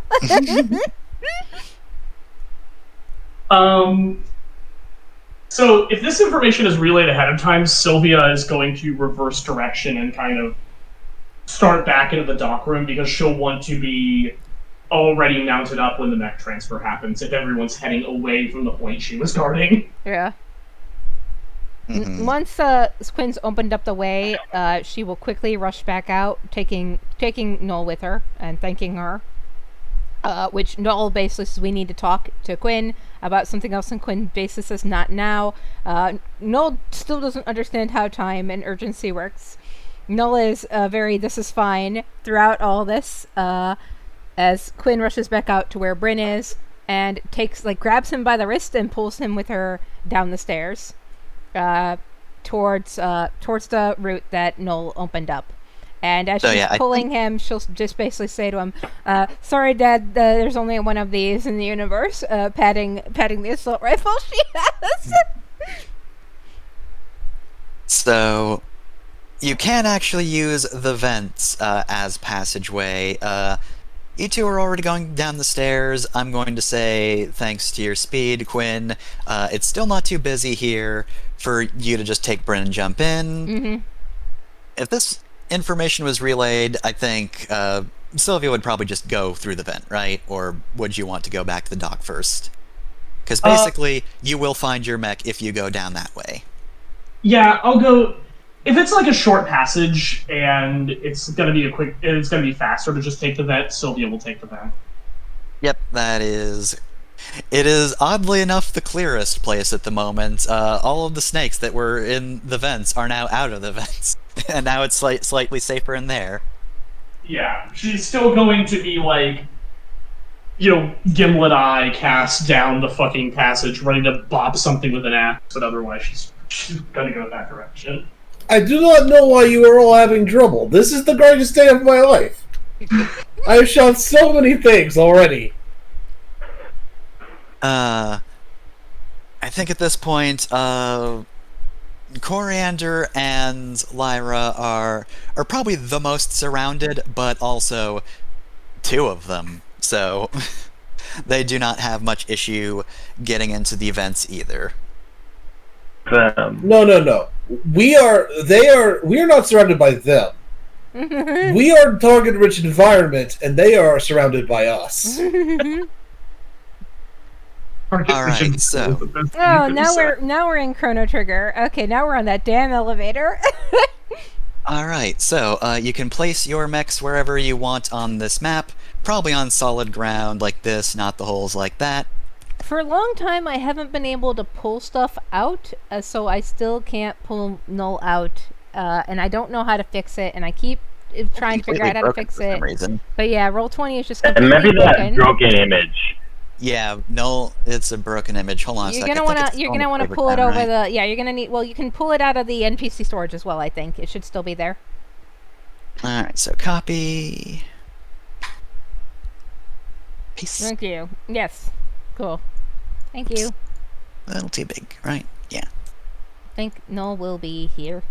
Yep. There you go.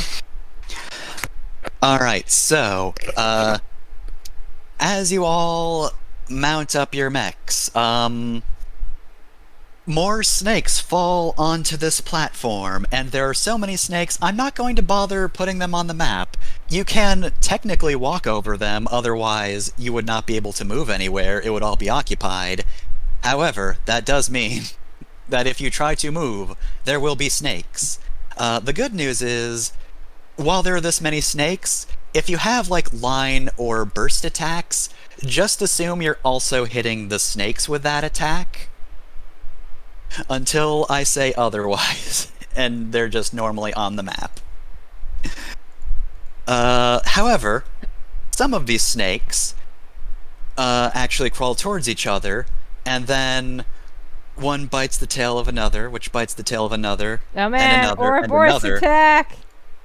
It's a Rat King, but with snakes. Eventually there is just a big ol' Ouroboros robot. Alright.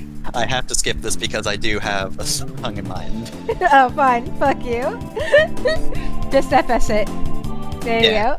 you go. That's so loud. Alright, so, in addition, you also feel rumblings beneath you. You also feel rumblings beneath you as, hey, those heads from earlier also rise from the abyss. They have attached themselves to the bottom of this platform and now are poking their heads out from underneath. We love ourselves some Okami. Hell yeah. Yeah, for some reason it took me forever to figure out a good Orochi-Pog, and I was like, wait, fuck. Okami, right.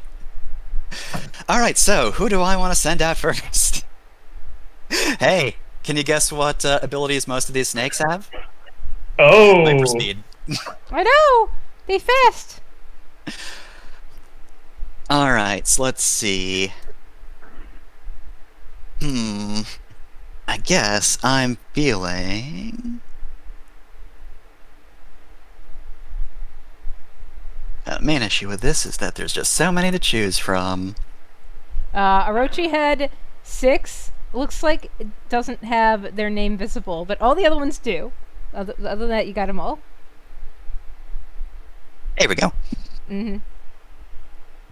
I still don't see... There we go. Yep. A little bit lag. Alright. Alright, so I'm going to say... Orochi Head 7's gonna start this, so let's see, this is... Oh, seriously? A quick tech with no attack bonus, huh? Alright, well, very well then. Oh, hey, Hello? yeah, so apparently, I found this out the other day. There is a glitch in CompCon.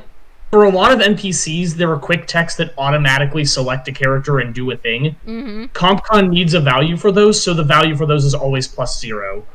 So the answer to that isn't does it hit? It does. You get to do Masterly action. Oh, really? Yeah. I mean, this is a recharge move, so good. This thing is going to set its sights on Lyra. And Understandable. it is going to use Crush Targeting. A character within line of sight and sensors gains +3 difficulty to attack against any character other than the Goliath until the start of the Goliath's next turn. So if you try to fight anything but this thing, it's like, no. No. No. You don't do that. No. Which end is this? It is this one right here. 7. Oh, it's a Goliath. Oh, okay, I see. The hubris. I mean, technically it is supposed to be size 3, but then I'd have to make a different pog for it. A different pog size. Alright, so, and then for its other quick action, what is the range?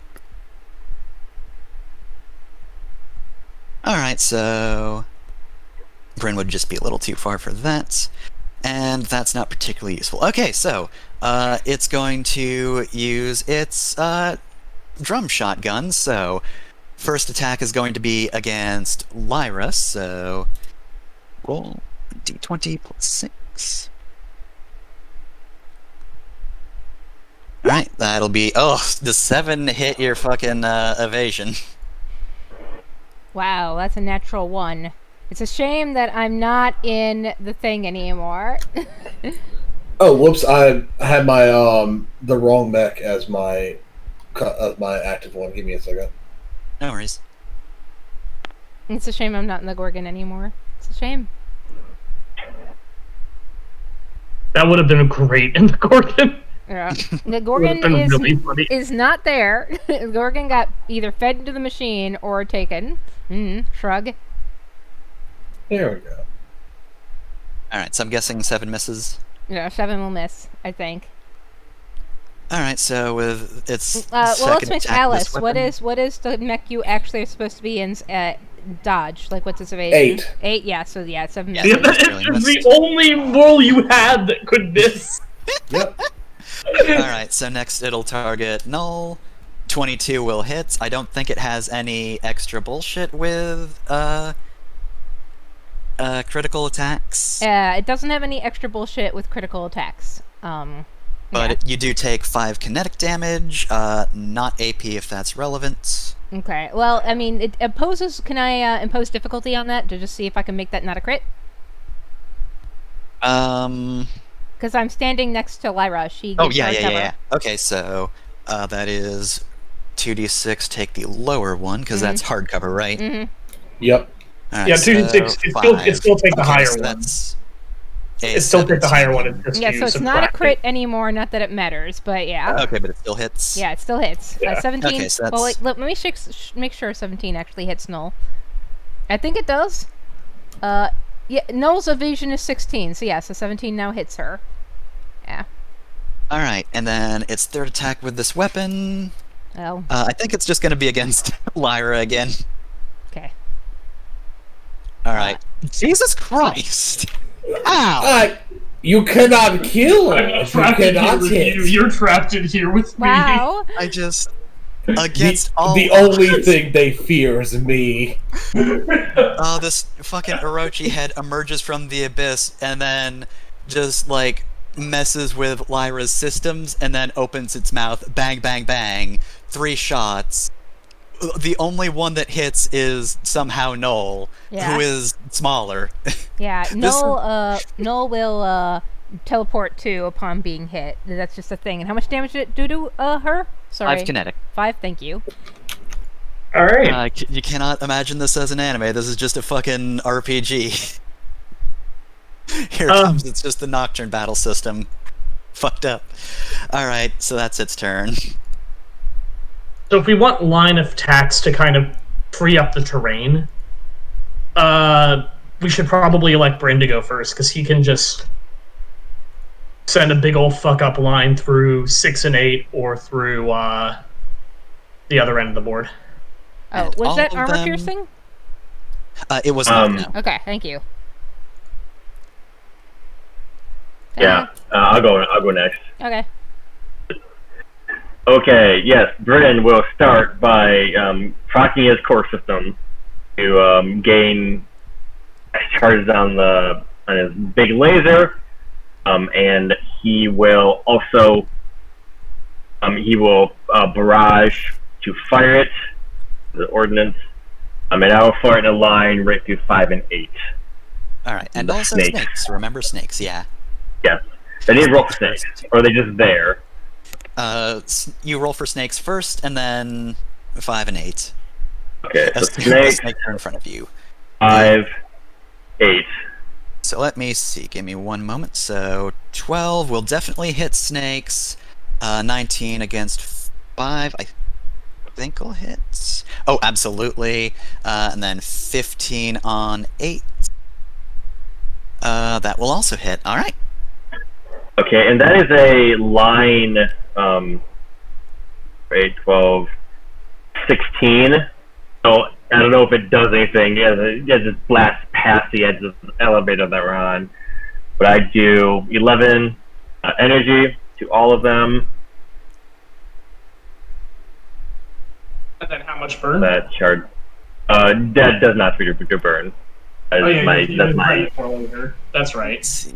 that's my integrated. That's my laser, not my tachyon lamp. Yeah, I forgot that you were firing the. I'm so used to firing the tachyon.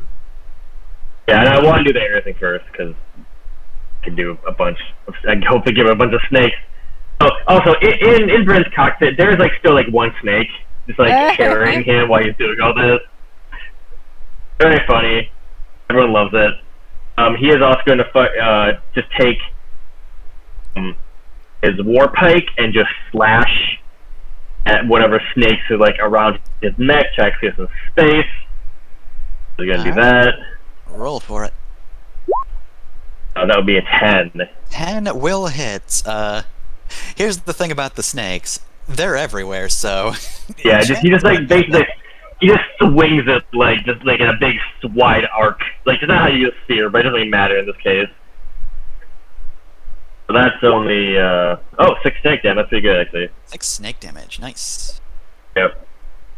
And he is going to overcharge for 1 heat. And he is going to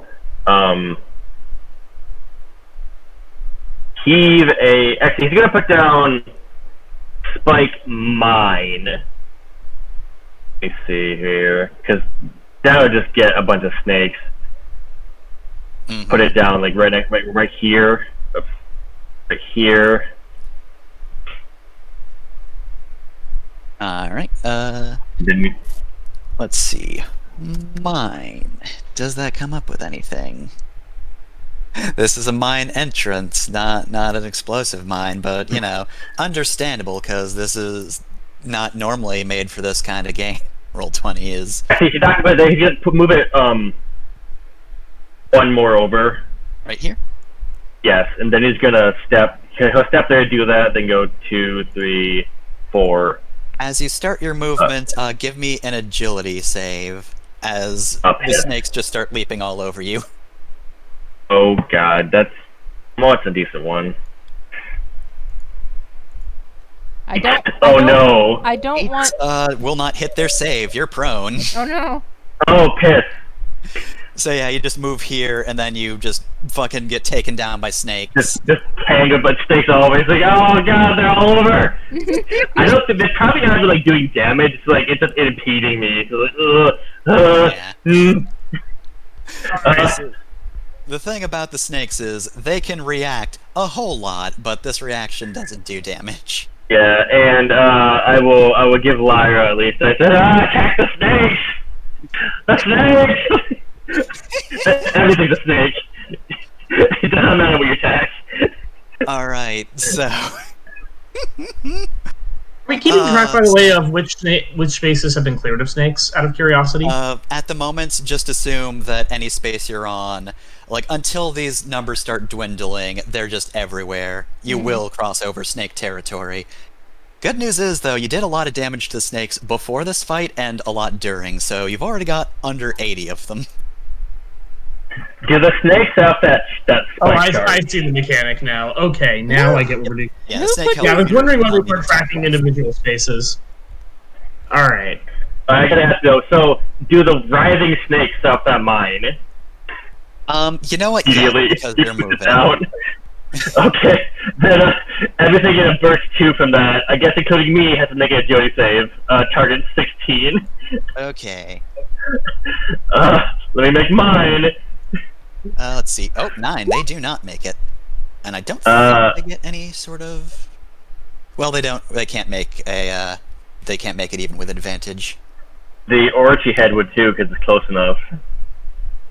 Okay, so let's see. Orochi head 3. Bryn did not make a save against his own mind.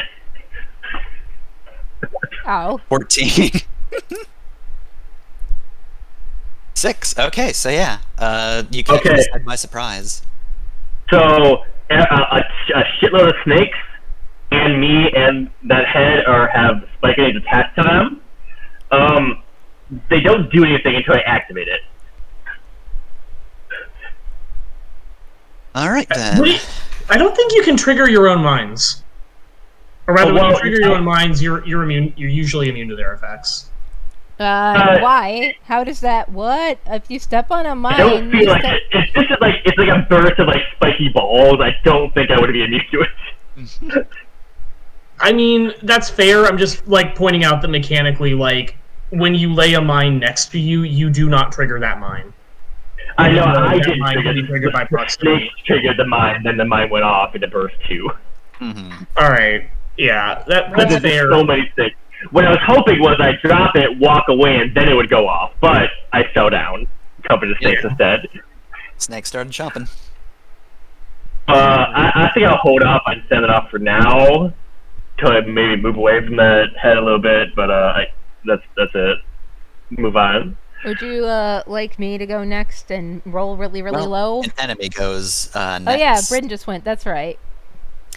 So let's see. Who do I want to go next? I have so many options. Let's see. That would be an okay attack. I think. How much would a cone hit? Let me just draw some lines real quick. So.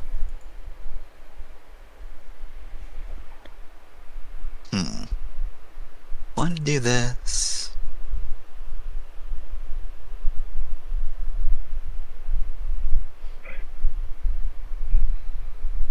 Alright, so... Hold it again. Always with the... Also, wow, the hex is weird for some reason. So... Cone 5 would kind of be like...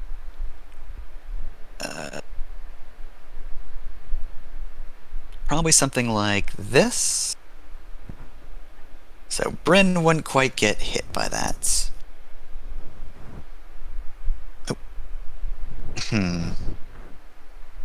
Well, I guess I could capitalize on the snakes and have them go next and just... Actually, you know what? I think I gave them a thing. You know what? If I did give them the thing... Come on, do the thing. 1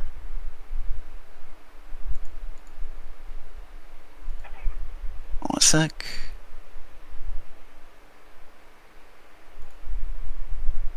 Oh, did I... Oh, that's right. No, yeah, they don't have that. That was a thing specific to pirates, not specific to their custom or their type. So, unfortunately, I mistakenly remembered that this has the ability to just rip people out of their mechs, but no, the snakes cannot just drag Bryn out of their mechs, unfortunately. Alright. I'm going to say then... Fuck it, I'm just gonna say 5 goes. Alright, I think Null and Lyra are both within a cone 5, nobody else. So, +6 attack bonus for this, as this thing's just going to open up its mouth and start spewing flames. D20.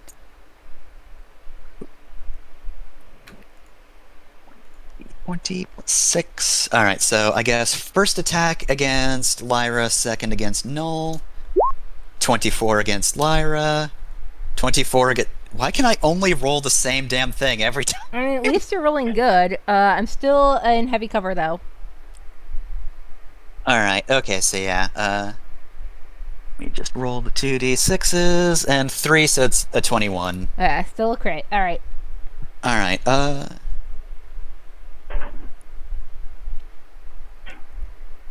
let's see. Oh, I'm looking at the wrong character sheet. Alright, so...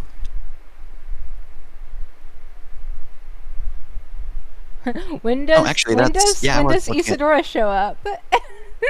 Actually, yeah, I don't think it matters if I take off 3 for anybody, because I was actually completely on the wrong one, because I was looking at a different character who has burn. So, both of you take 5 burn damage. Ow. Ouchie, ow. Ow. I've got 1 armor, but still. Burn doesn't care Burn about ignores armor. Oh, well, Armor okay. piercing.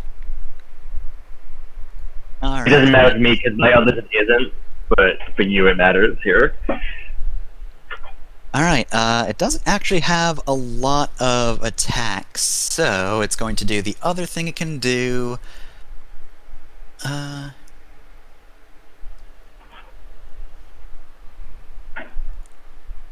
Okay, so it's going to basically just create a line of fire, originating next to it, and 4 spaces long, 4 spaces high.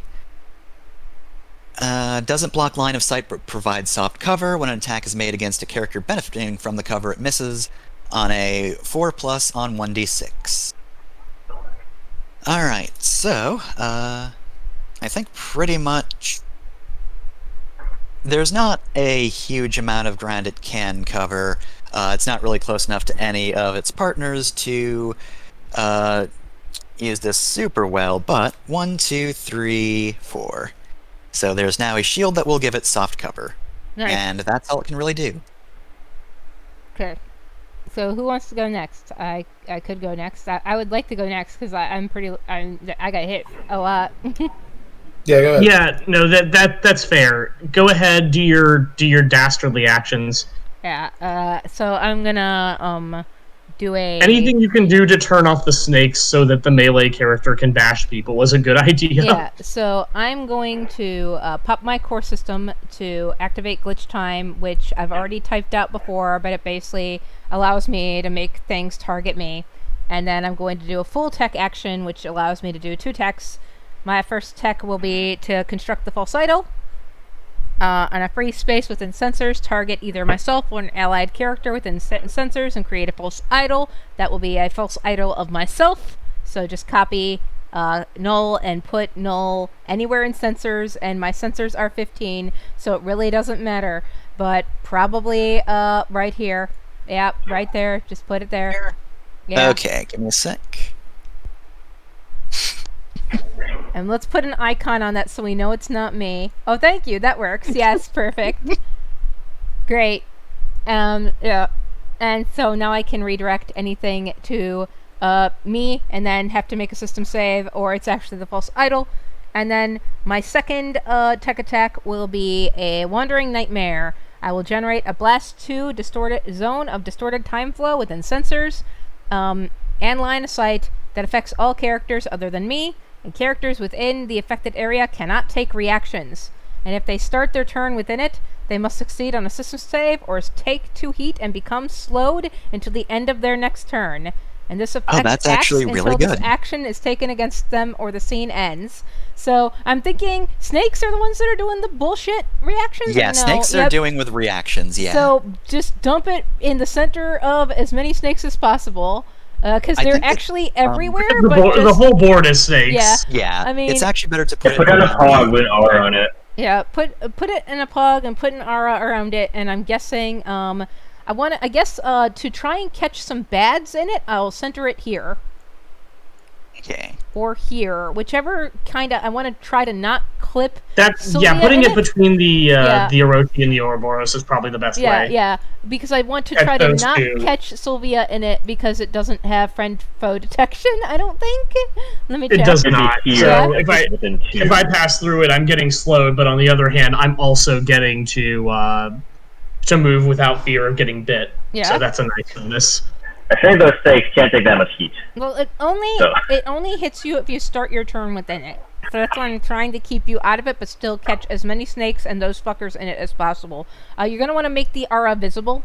You have to do that by clicking the little ellipses on the side of the thing. Yeah. So C, and then, let's see, how much to make that? It's a blast Aura should radius, be 10. so it's got to be 10. 10, thank you. Yeah. There you go. Yep, perfect. Boom. Nice. Yep. Alright, so if you are in that zone, the snakes can't get you. Yeah. Also, just to make sure, your reaction, like when you get hit, is a teleport, right? I know. Yeah, it's a teleport, and now that I've done my thing, I can redirect. It can reflect half damage back to who hits her, but it's also a teleport. Yeah. But yeah, I know that move. So yeah, you do notice that whenever you teleport around, the snakes can't get you. Yeah, it's a teleport. Additionally, finally, I am going to overcharge to give myself 1 heat. Boop. Thank you. And I'm gonna do a shooty. It's gonna be a shoot. So let me take that 1 heat, and I'm gonna shoot at thing. Let's see. I'm going to shoot at first attack. Okay, good. All right, cool. Let's see. Line 5. So yeah, I'm here. So when line 5 is, let me do a math. Hold on. Okay, that isn't gonna quite do it. So I'll have to move. I haven't moved yet though, so I can do that. So I will move to here, and then I will do a line 5 attack. Hold on. Still not gonna be able to hit anything more than that asshole. Did you move normally? It's just all Null's movement is teleport. Okay, cool. Yeah. Hey, you got a good ability for this battle. Yeah. So I will be shooting this guy. So here we go. It will be the 1d6 plus 2 if I hit. So here we go. Let's see, this is against Orochi Head 5. And I did a tech attack, so I get up plus I get an accuracy on my first attack, so that'll be a 17 to hit. Alright, and that's yep, that'll definitely hit Orochi Head 5, and also roll for the snakes as well, if that's a line attack. Yeah, it is a line attack. So here we go.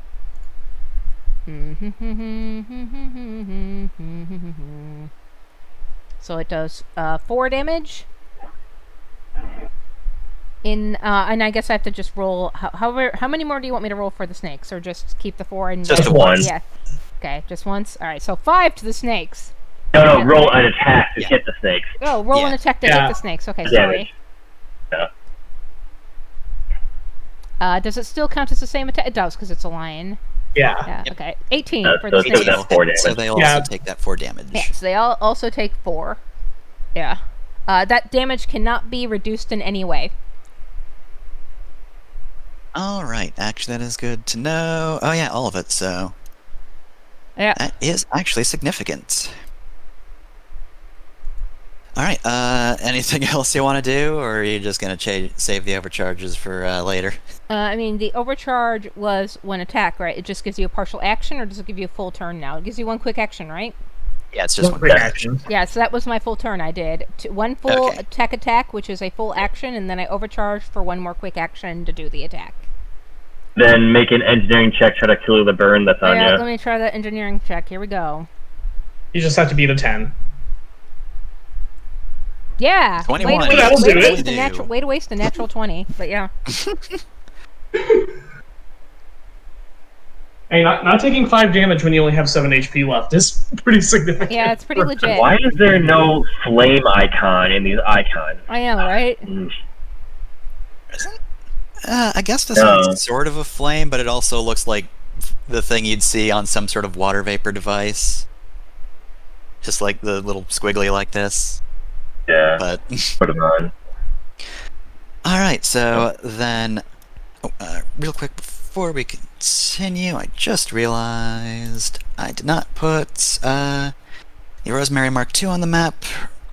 You also haven't been, like, Isadora and Hyrule are supposed to arrive today. Yep, wait. You know what would be really useful? It's funny is that Veil Rifle that does a line 10 attack.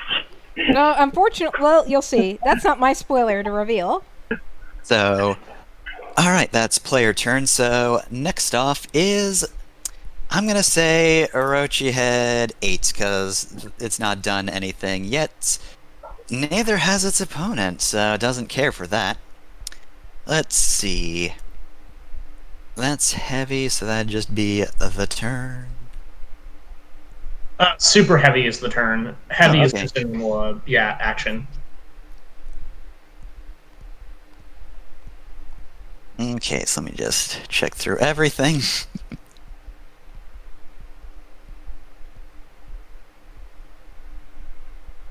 Okay. Alright, so yeah. I'm going to say... it's going to do its first attack. It's just gonna... Actually, it's gonna start by opening its mouth and trying to hit you with a laser. This is line 10, but that doesn't matter, because there's no other characters in... Or there are no player characters in its line of sight. Who is you? Does that hit the snake? Okay. And Well, that the is- snakes know to expect this. Yeah. I was about to say, that's fair, that's This fair. I is was a going to say, for giant most snake of us, we actually do have to worry about friendly fire on those. Alright, so... But these are like all one network, I'm assuming, so it makes sense they'd be able to dodge that. 20 plus 6. Alright, so that's a 14. Does that hit? That is actually a miss. My evasion 16. Alright, and then 17 will hit, though, then. Yeah. In that case. So that'll be 4 energy damage. I will just take 4 damage. Because Everests do not have armor. And then, yeah, that was just one weapon at a higher tier. It's now going to attempt to just... oh yeah, you're within range of that, so... It can't carry a lance, so this is just going to be flavored as a headbutt. So... Alright. 3 plus 1d6. Right, just, yeah, 1 accuracy. 22! Alright. Ow! Yep. So that'll be 10 energy base. I think I might have actually given this... Okay, yeah, I gave it extra crit stuff, so that'll be an extra 5 energy damage. Oh. And once around on a critical hit, the veteran's target must pass a hull save or only be able to draw a line of sight to adjacent spaces until the end of their next turn. Nice. So... Wow, even on accuracy! Ugh. Alright, so... Let's see, that was a hull save. Yeah, you did not pass the save, so... Yeah, so I only have line of sight to what's next to me. Well, I'd given you the accuracy. Well, that would have helped. Well, no, yeah, it probably wouldn't have stacked there with that low of a roll. Unfortunately, plus, like, I already have accuracy on hull saves and checks because I'm Gygas Frame. Mm-hmm. Yeah. So yeah, this head just fires it, you dodge the first laser, get clipped by the second, and then it just comes crashing into you, and then just backs off, and your sensors are all screwed up. But that is all of its actions for this turn, so player time. Alright, do you mind if I go next? I was going to originally wait to the end of the round and do something, but, like, under the circumstances, I think I probably need to press the kill the thing that's going to mess me up in half a second. Sylvia, kill the thing that's gonna mess you up. Take leadership die. Thank you. I'll try and use that for something cool. So I'm gonna do... Oh god, this is gonna be highly ill-advised. No one come in my direction, I'm popping 2 protocols. Ah, rip. Protocol number 1, I'm popping core power. Because why not? Protocol number 2, I'm handing the mech over to Sekhmet. Alright. And that means I'm going to... So that means for the rest of the fight, all of my actions have to be move toward the nearest character, hostile or allied, and attack them using melee weapons. Or prioritizing melee weapons. I have enough control to like do Overwatch and Overcharge as normal, but I do not have any way of like worrying about. I do not have any other control beyond that. Whatever Overcharge, Overwatch, etc. Is just going to be used for the same actions. So there's 2 things I want to ask here. Of the GM. Number 1. Number 1 action. Mm-hmm. I have a Spaceborne Eva. Does the fact that my mech can fly potentially put me out of reach of the snakes? I'm guessing no, but... Yeah, basically, if you start or end your movement without teleportation, they will just try to latch onto you. So, if you were able to get airborne and stay airborne, you would actually be able to just evade them. However, you would have to pass an agility check first, which you are good at. Yeah. It's just the risk is you get proned if you don't succeed. Yeah. And the second is, this is a reaction, right? That they do? Yes. Okay, the first reaction against her if you were able to get in here, you could actually just start flying there. Well, here's the thing. I don't get to choose where I move because I have to move toward this. Yep. Because you're... and I can only see what's next to me anyway, but here's the bad news for this thing. I have Skirmisher. And one of the things for Skirmisher is you... And because I'm Sekhmet, I get a free Skirmish. Nice. And because I'm Skirmisher 2, I just get 2 movements that don't provoke reaction. Or engagement. So I get a free, 5-foot step over to this bad boy, and I'm going to try and Julienne this Orochi head. With all of my everything. So start things off with the Chain Axe. This is a free skirmish. So yeah, Snakes attempt to jump onto you, but you're just like, nah, no. Just pure weed. Yep. Let's see. So first thing, skirmish. Actually, I'm gonna go onto CompCon and confirm that I have activated Sekhmet Protocol, so it knows I can do all these actions. Skirmish with the Chain Axe. That is going to be plus 2d6 accuracy. Keep the highest one. Let me just make sure. Wait, do I get 3d6 accuracy on this? Okay, no, it's specifically damage that Sekhmet gives me extra on, not anything else. All right, so that's a 19. Unfortunately, that's not enough to crit, so it's only taking normal damage and it's not shredded, but take 5 kinetic damage. I'm going to gain a Blade Master die, and I'm going to do... Is that armor piercing or no? It is not. The bad news for this bad boy is I am going to follow that up by immediately...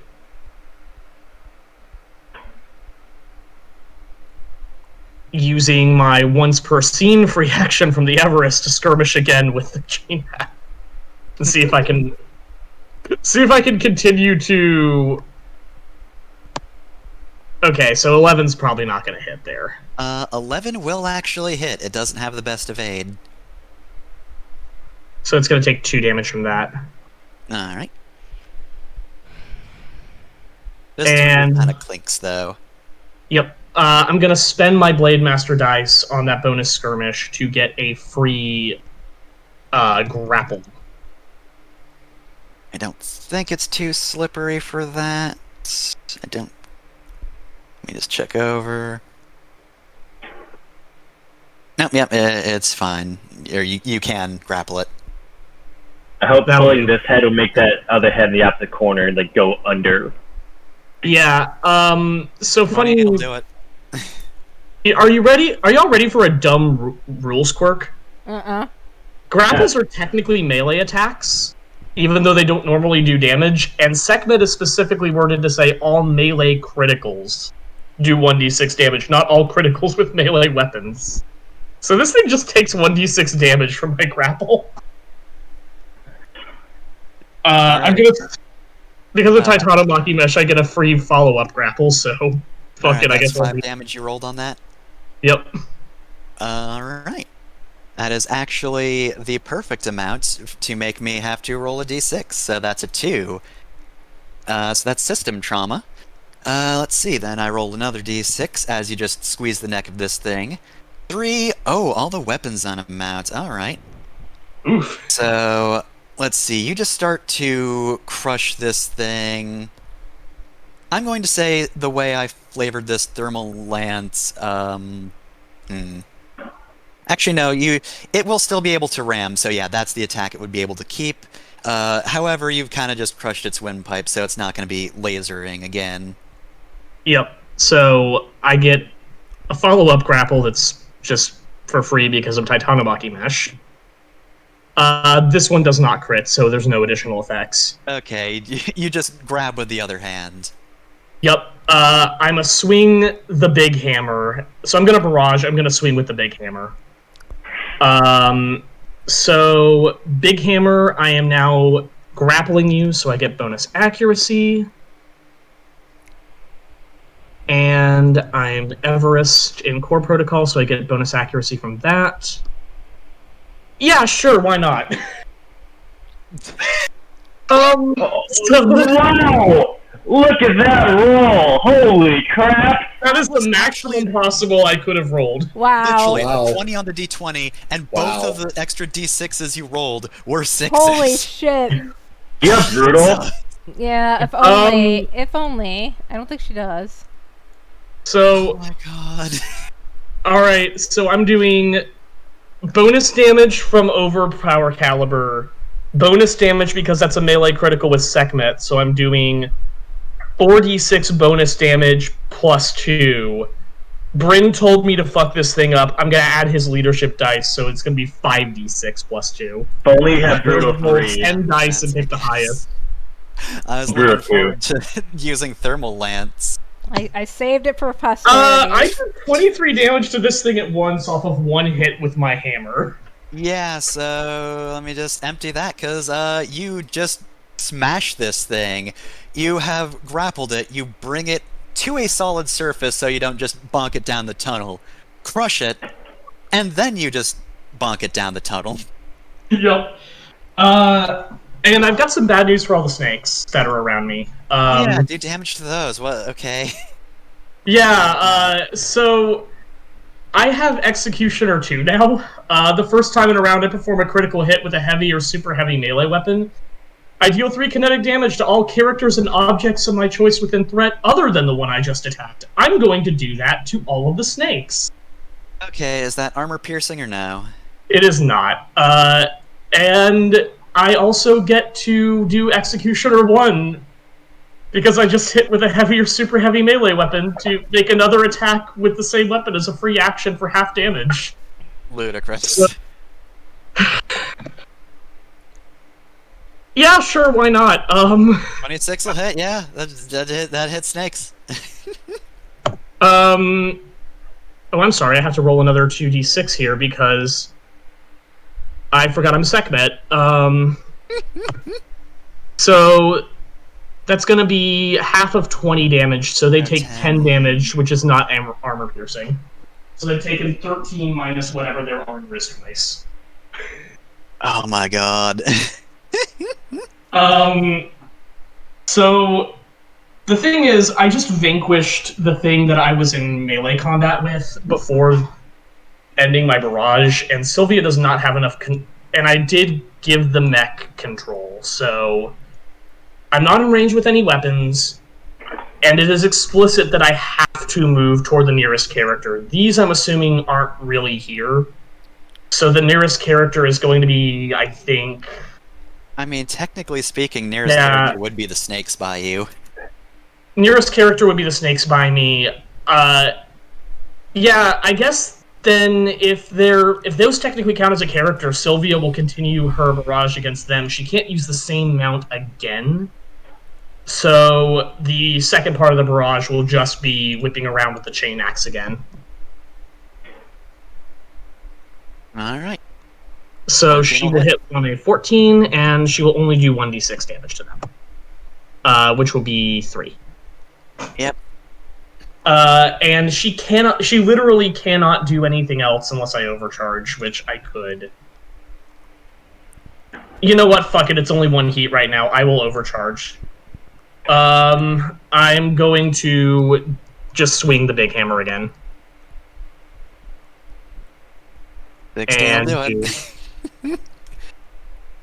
And do 8 damage to snakes. God, it's just a snake massacre. Oh, hey, I can... the health bar has finally reached the screen on my end. Neat. Alright. Yeah, that is, A massacre, yeah, I agree. That is going to be Sylvia's entire turn. Just a heads up to everyone else.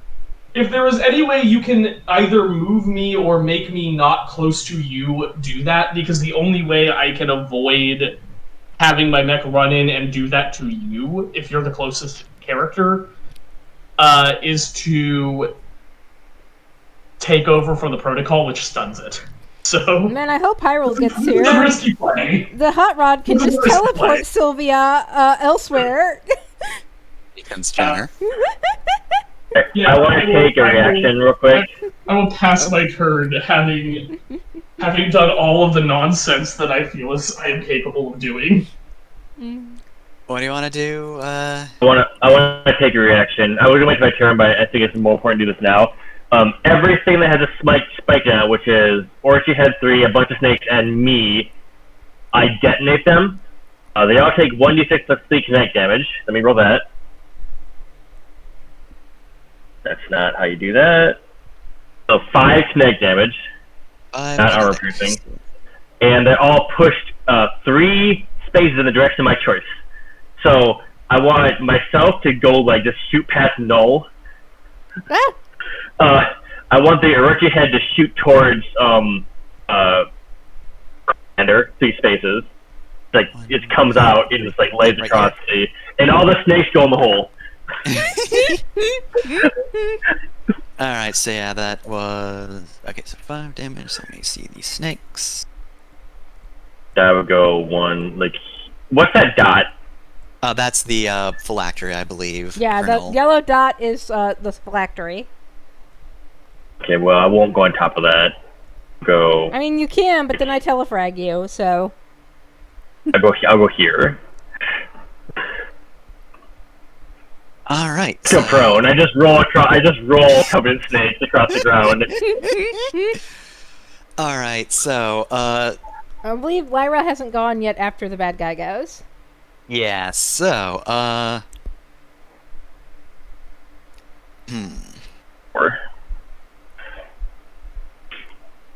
Alright, so, oh good, that's a quick action.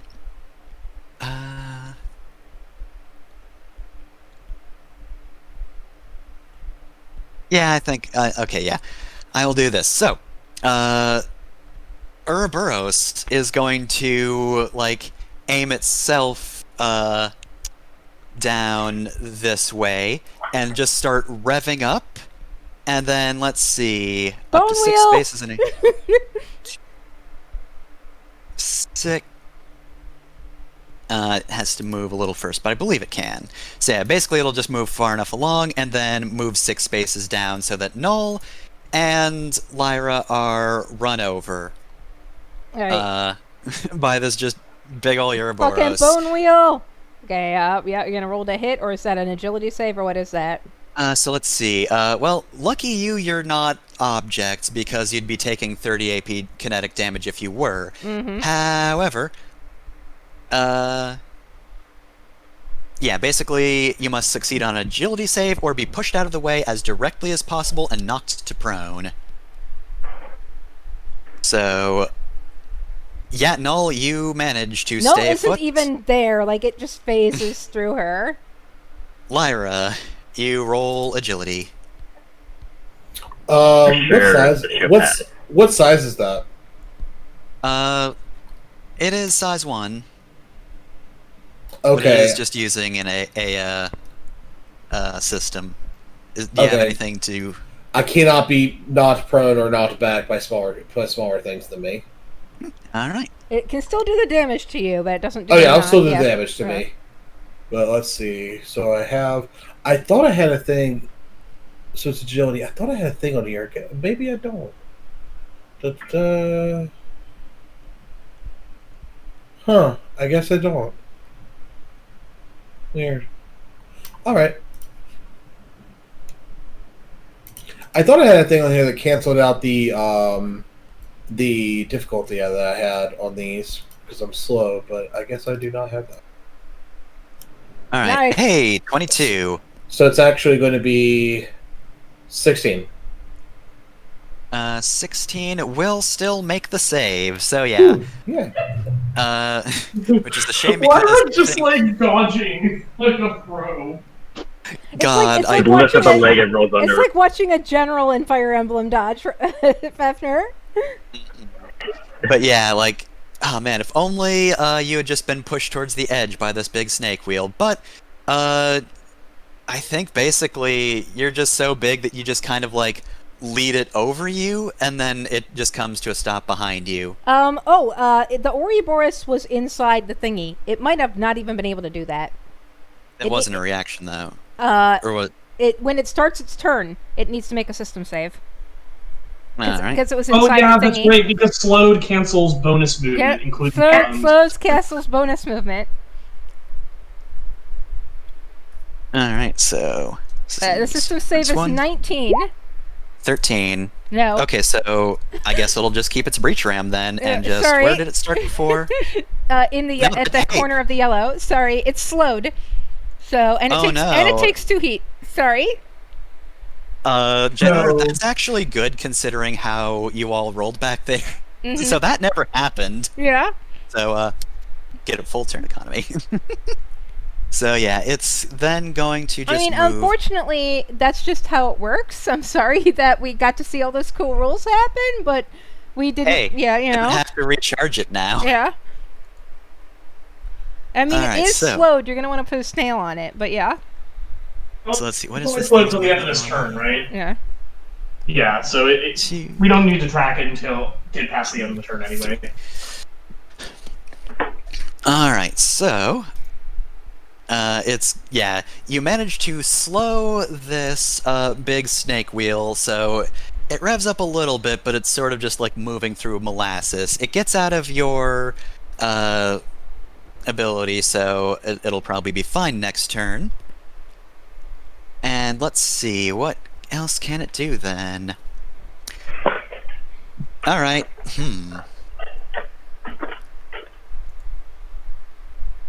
I mean, that sounds fun to do, but I think I might, Oh, actually, I had superior RAM. Not that I could have used that anyway, but good to keep in mind. Yeah, I think... Okay, so it's gonna do a tech attack then. So, let's see, who do I want to... I'm gonna say... Yeah, you know what, I'm gonna say it'll attack Bryn. So, since Bryn's prone, it's just going to first target with this tech attack, so that is +3 and then +1. Slash roll d20 +3 +1d6. Let's see. 24 will extremely hit your E-defense, right, Bryn? More than doubles it. Alright, and take 2 heat because this thing's got hacker on it, and that was a That's successful fine, attack. I want that heat actually. Alright, and then anything else I need to know? Okay, so that'll just be that quick tech, and then it's going to use the snakes are going to unfurl and start firing. What did that quick tech do to me? I'm about to say, because it actually has to do with its main weapon. It gains +3 accuracy on all attacks against their target and may boost once per turn as a free action, so long as it moves them directly towards their targets. I probably won't use that, but the important thing is the +3 accuracy, because that'll bring me up to +1 accuracy on these attacks. Well, it'll be one more because I'm prone. Oh, I know what this is. This is follower count. Yep. You got it. Yeah, so you get +4 because I'm prone. Alright, so then that will overall be 2... so that means 1d20 this is gonna be bad. 3 plus 2d6 Kingdom Hearts 1. That'll be Oh, 14 on the first attack. Look at all these 20s! And, only a 7 on the second. You'll definitely avoid that one. So, yeah, take 10 kinetic damage, and let's see. Is that armor piercing? It is not armor piercing, and dang it, if only I hit with that second one, that would have been fun. That would have been fun. I'm not going to spoil this because I know what NPC this is. Alice, you probably recognize it too because this is the bullshit I did to you guys. I don't remember this know one. what You have this to tell me fucking later. thing is. You can't make me. So yeah, Bryn's just trying to stop, drop, and roll out of the way of these snakes. The Ouroboros crawls a little bit out of Quinn's area of effect, but then just targets you and your systems, unfurls, and just begins firing from its heads. And it manages to nail you once. And that's about all it can do this round. So, player turn. In terms of not me characters, hey, Lyra, you want to do something?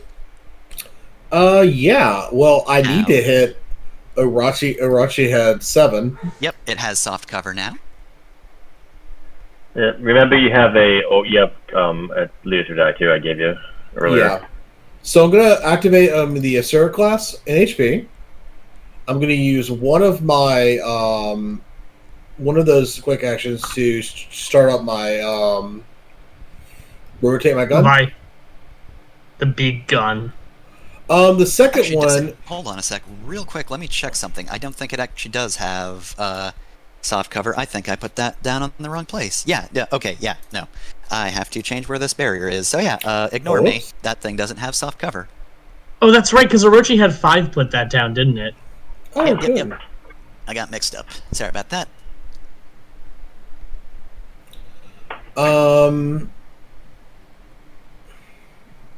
I can't help but notice that Orochi had 5 was very, very foolish and did not put that cover between it and Sylvia. Hey, I mean, at the time, they seemed like the more pressing issue. This was before you just annihilated a different head. Sylvia just, turns around slowly. The only thing they fear is you intensifies. I mean, it's literally what I'm doing right now, because I literally cannot do anything but violence.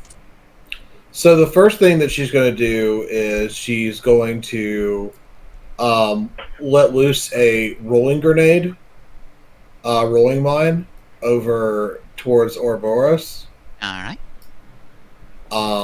It will need to, with her other free one, it will need to succeed on an agility save or take 1d6 plus 3 explosive. Let's see, agility save. Weirdly enough, given its class, it's actually not good at agility. I probably should have saved that, but oh well, too late for that. Target 16. It's fast, it's not maneuverable. Good point, good point. Let's see, 12, that will not pass. It'll take 1d6 plus 3. I'll roll that. Alright, 6. It is knocked back 2. The direction it was going, and so I guess it can literally just go, yeah. Now we get to my actual turn. I will barrage with the big gun at the Orochi head 7. Alright, go for it.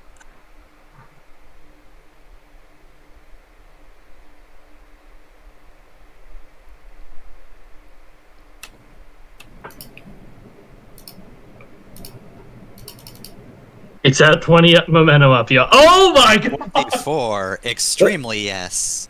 27 even. Oh my god. Can I use your command dice on the damage? Yes. Yeah. I can at least have 3. So it's gonna be like 10d6 you're rolling there, keep highest 5. I forgot to roll twice. 5, 4, 4, 5, so that's 10, 18, plus 4. That's going to be 22. Well, there's no way that can be true because you've got a roll of higher than 22 with the first one. It should be 5, 4, 4. It'd be 5, 5, 4, 4, 4 plus 4. So that would be 5, 5, 4, 4, 4. Yeah, that would be 10. Oh, I didn't. Yeah. I'm dumb. 26. I'm sorry. 26, Thank you. 26. I will also expend a round of to make that. These things haven't had armor, correct? Actually, some of them have have armor.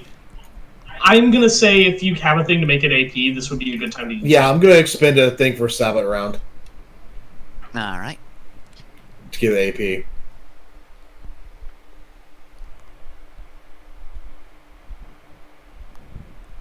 Alright. Go on. So it's still up. The question is it worth overcharging to take another shot at it, or do you just hold and conserve that heat? Because you just popped like 6 of that on yourself, and I don't know how high your heat cap is. My heat cap is 16. Oh yeah, no, fucking do it. Fuck him up, Socrates. All right. More he kept in me. It's your big If a idea. Barbarossa, I should have seen this coming. Will that hit? 17, yep.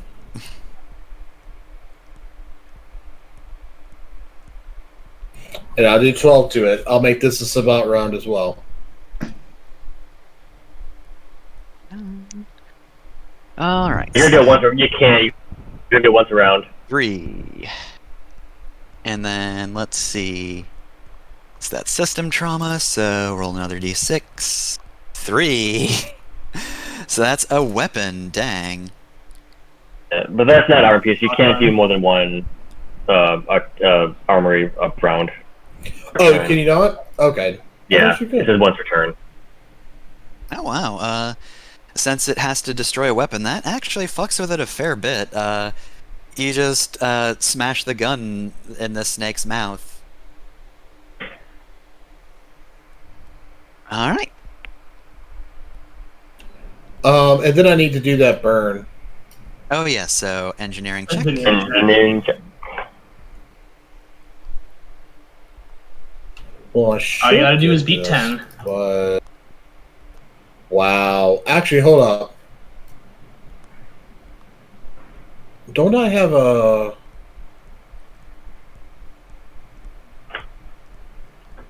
Damn, I did not. I have not. I didn't get to upgrade my HP. Ah, so then you don't get a advantage on this. I'm checking, but I do not think that I do. How high is the class on yours? Class? Oh, servant class. Serving class. Yeah, I think serving class is just like you get a co-pilot for 0. Damn. So yeah, that'll then be 5 more burn damage, and it stays. Yeah. That's fine. And that will end my turn. Alright, so, let's see.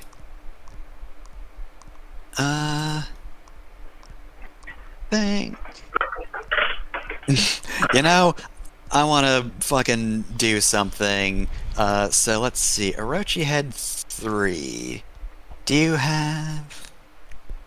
You do not have a way to avoid, reactions, so... Orochi Head 3 is going to try to slink off this way. So at the very least, Coriander is going to be getting a reaction there. Yeah, it's in within 8 of me, so I can shoot it with the assault rifle or assault cannon too. And I might as well. Oh, that's right. You have that thing where, like, when people are doing an attack, you get to join in for free. Mm-hmm. Alright, so, I probably only get to use the carbon fiber sword once, per reaction, right? Even though I'm higher tier? Nope. Oh, Nope. it's still twice.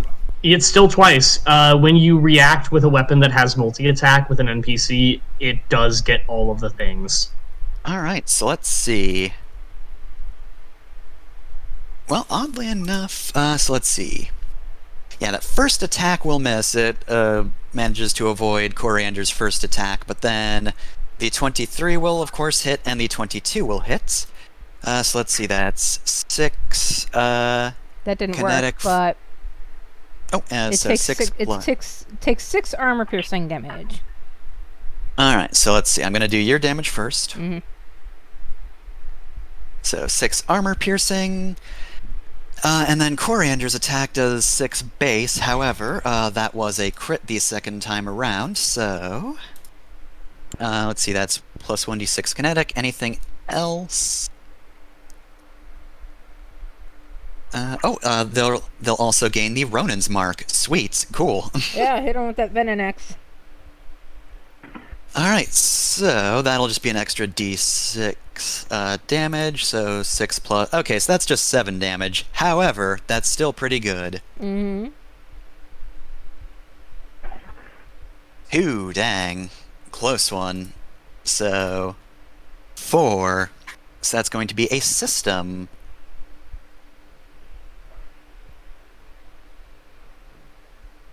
Alright, so let's see. System... let's see. I'm going to say, actually, it's a little less... Oh, wait, no, I can't destroy that. Okay, so I'm going to remove sap, then. It's not able to stun anybody, so good going, Coriander. But that's done, so... After getting thoroughly hammered, let's see, your movement is actually pretty good. So. Alright, so, it's going to basically slink back into the hole, come back up with renewed vigor, and then it's going to use its full action.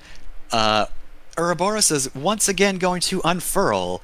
The Orochi is going to grab it by the end and swing it around. So... Null, Lyra, and Coriander will all have to make... alright. So, let's see, that is... Yeah, I wasn't supposed to. Slash roll. I keep forgetting to do this, but you need to make a system save. 7. You so attack you attack this instead. You attack the chainsaw instead. Okay, so yeah, Null manages to avoid. So yeah, Lyra and Coriander will need to roll agility. Does anything special happen when it attacks the false idol, or is it just waste a turn? It just hits the false idol. Let me see what happens to the false idol. On a failure, they don't lose the actions, but they cannot target the original character and believe the false idol is real instead until the end of their next turn. Alright, so let me just roll. It has evasion 10, e-defense 10, and 1 HP, and it disappears if it takes heat or damage, or at the end of the scene. So once it does this damage, it will disappear. It doesn't do damage. Well, actually, you know what? Yeah, it will. Yeah, in part because I need this to do something. Well, let's see what happens. So yeah, if you're able to go prone, you'd go prone. Let's see. Let me check. Where is... There's Ouroboros. So I'm going to flavor this and... Alright. So this is just going to be 20 plus... Alright, so since that's going to hit, I'm going to say that... I'm going to say 6 kinetic damage for missing. Is that normally what it does, or...? This is an extremely flavored thing. Okay, yeah. It'll pop the It is a it'll custom pop move. it'll pop the thing. It'll pop the false idol. I'm gonna put it right back again. But if you Did want it hit the false idol is the thing. what did it roll to hit? A 22? It's an agility save. Oh, well, let me see if the agility save will matter. I mean, the false idol doesn't make saves, but I'll roll it anyway. I guess it would roll with my save, so okay. 18. It wouldn't even hit the false idol. So yeah, basically, this Orochi head just swings the Ouroboros around. I'm going to say that since Bryn was already on the ground and prone, he manages to avoid this. Null just vanishes. It does hit Lyra because Lyra is huge. However, the advantage is you don't go prone because you can't. Mm-hmm. And then Coriander just does a sweet jump over this. It does a little and skip then hop. It's just a little too short to reach the false idol, but you do notice that it was really trying to reach for that instead of the actual null. Mm-hmm. You have fooled this robot. Yeah, it is convinced that the false idol is Quinn now, until the end of its next turn. So anytime it wants to attack Quinn, it will attack the false idol instead.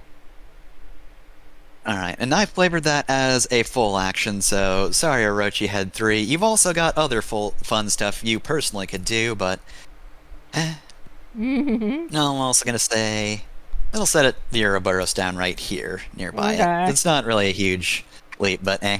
Yeah. Alright, so, player turn. Let's see. The Rosemary. It's Coriander's turn. Okay, cool. That's within 3. That's not quite within 3, though. I guess for maximum damage, Coriander will run forward. Does Orochi 1 have an Overwatch it could do? It does not. Okay. I believe in Coriander. So 3 and 3. Nice. So this is going to be Ouroboros and then Orochi. Nice. So, slash roll, 1d20 plus... Let's see, that's 4 attack bonus and 1 accuracy. So, Ouroboros, yes. Orochi, yes. Jesus! Nice. Coriander, so bloodthirsty. So, that'll be 12 damage to the both of them. Nicely done, Coriander. No applauds. No actually audibly congratulates Coriander. Okay, so let's see, that's Ouroboros first. So let's see.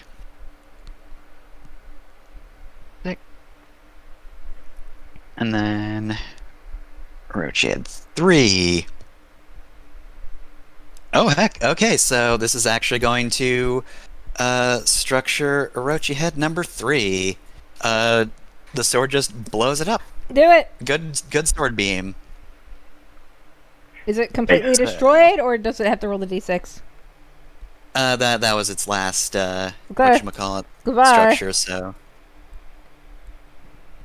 so yeah, this explodes, and also in addition, extended blade. The first time each turn that the Ronin performs a critical hit with it, all characters within threat take 3 kinetic damage, including the target.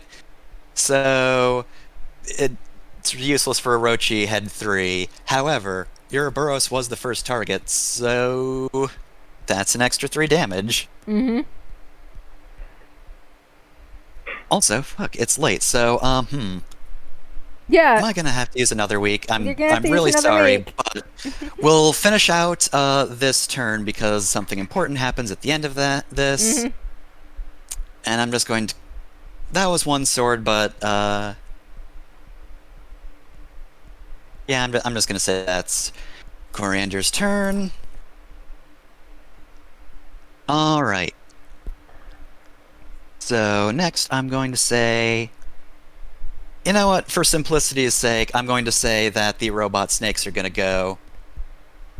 So... They're gonna start biting Bryn since he's down. Yeah. So... They're gonna come in real strong at first. 1d20 plus 3... 8 will probably miss. Lucky you. It misses. Oh, it has accuracy because I'm prone. Well, let's see if that'll help at all. Does a 13 It hit? Yes, it does. So that's going to be 7 AP kinetic damage. I'm down to 4. Alright, well then. And then they're going to continue biting with their other attack. So, 20. Let's see, that's plus. I'm gonna get structured. Alright, so first attack. I don't think they have anything for a crit, and that's 19 anyway, so they didn't crit. So that's going to be 4 kinetic, but this one isn't AP. However, this is one of those, it can make 2 attacks at a time, so... Oop. The 1 then. Slash roll. For that first one. D20 plus 6. So, 20. Yeah. Yes. Ow. So, yeah, 26 overall. I'm going to see if they have anything special for crits. It doesn't seem like they do, though. However, yeah, roll a structure, because these snakes are just biting down on your mech. And God, I'm Six damage. gonna laugh so hard if you roll 1. That's 6 more damage though from here. those Arm were piercing or not? both for kinetic, non-AP. So I'm at 20. Let me roll a structure. It should be 22, right? Because it's 4 kinetic, non-AP. I already. Oh, it was 4, not 6. Yeah. Yeah, the second ones were 4. Okay. Yeah, the 6 that you saw there was Fefner rolling accuracy dice. System trauma. That's not bad. D6. 1, so I lose a mount. Oof. I'm gonna lose a solid core because I used to get this fight. So For yeah, 1. they just... And also, okay, my NSP is not Cascade.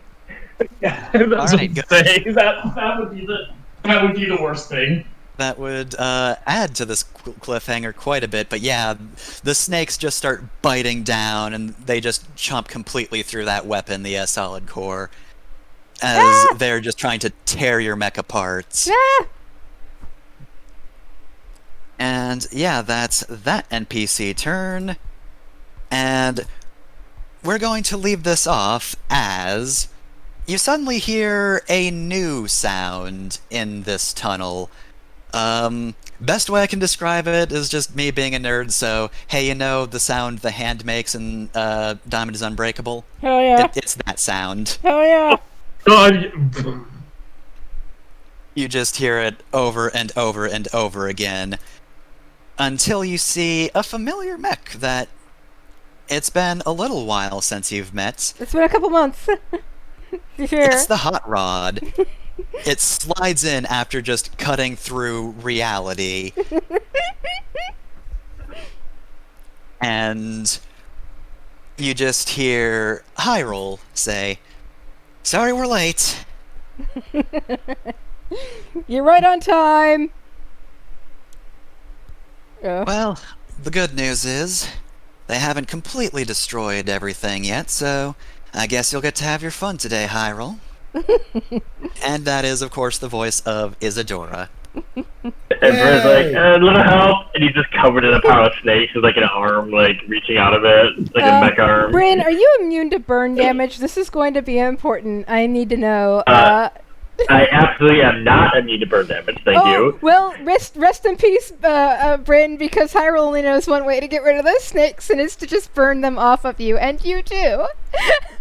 Well, I'm not But mechanically. that'll be next turn. Well, she attacks in a cone. It's just gonna be you two. This is going to be the cliffhanger because it's very late, unfortunately. Yeah, that's what I was saying. So... We'll see that. We'll see that next session. So cliffhanger for now. All right, folks. This is a good cliffhanger combat. I am having a lot of fun. Yeah, I'm gonna stop streaming,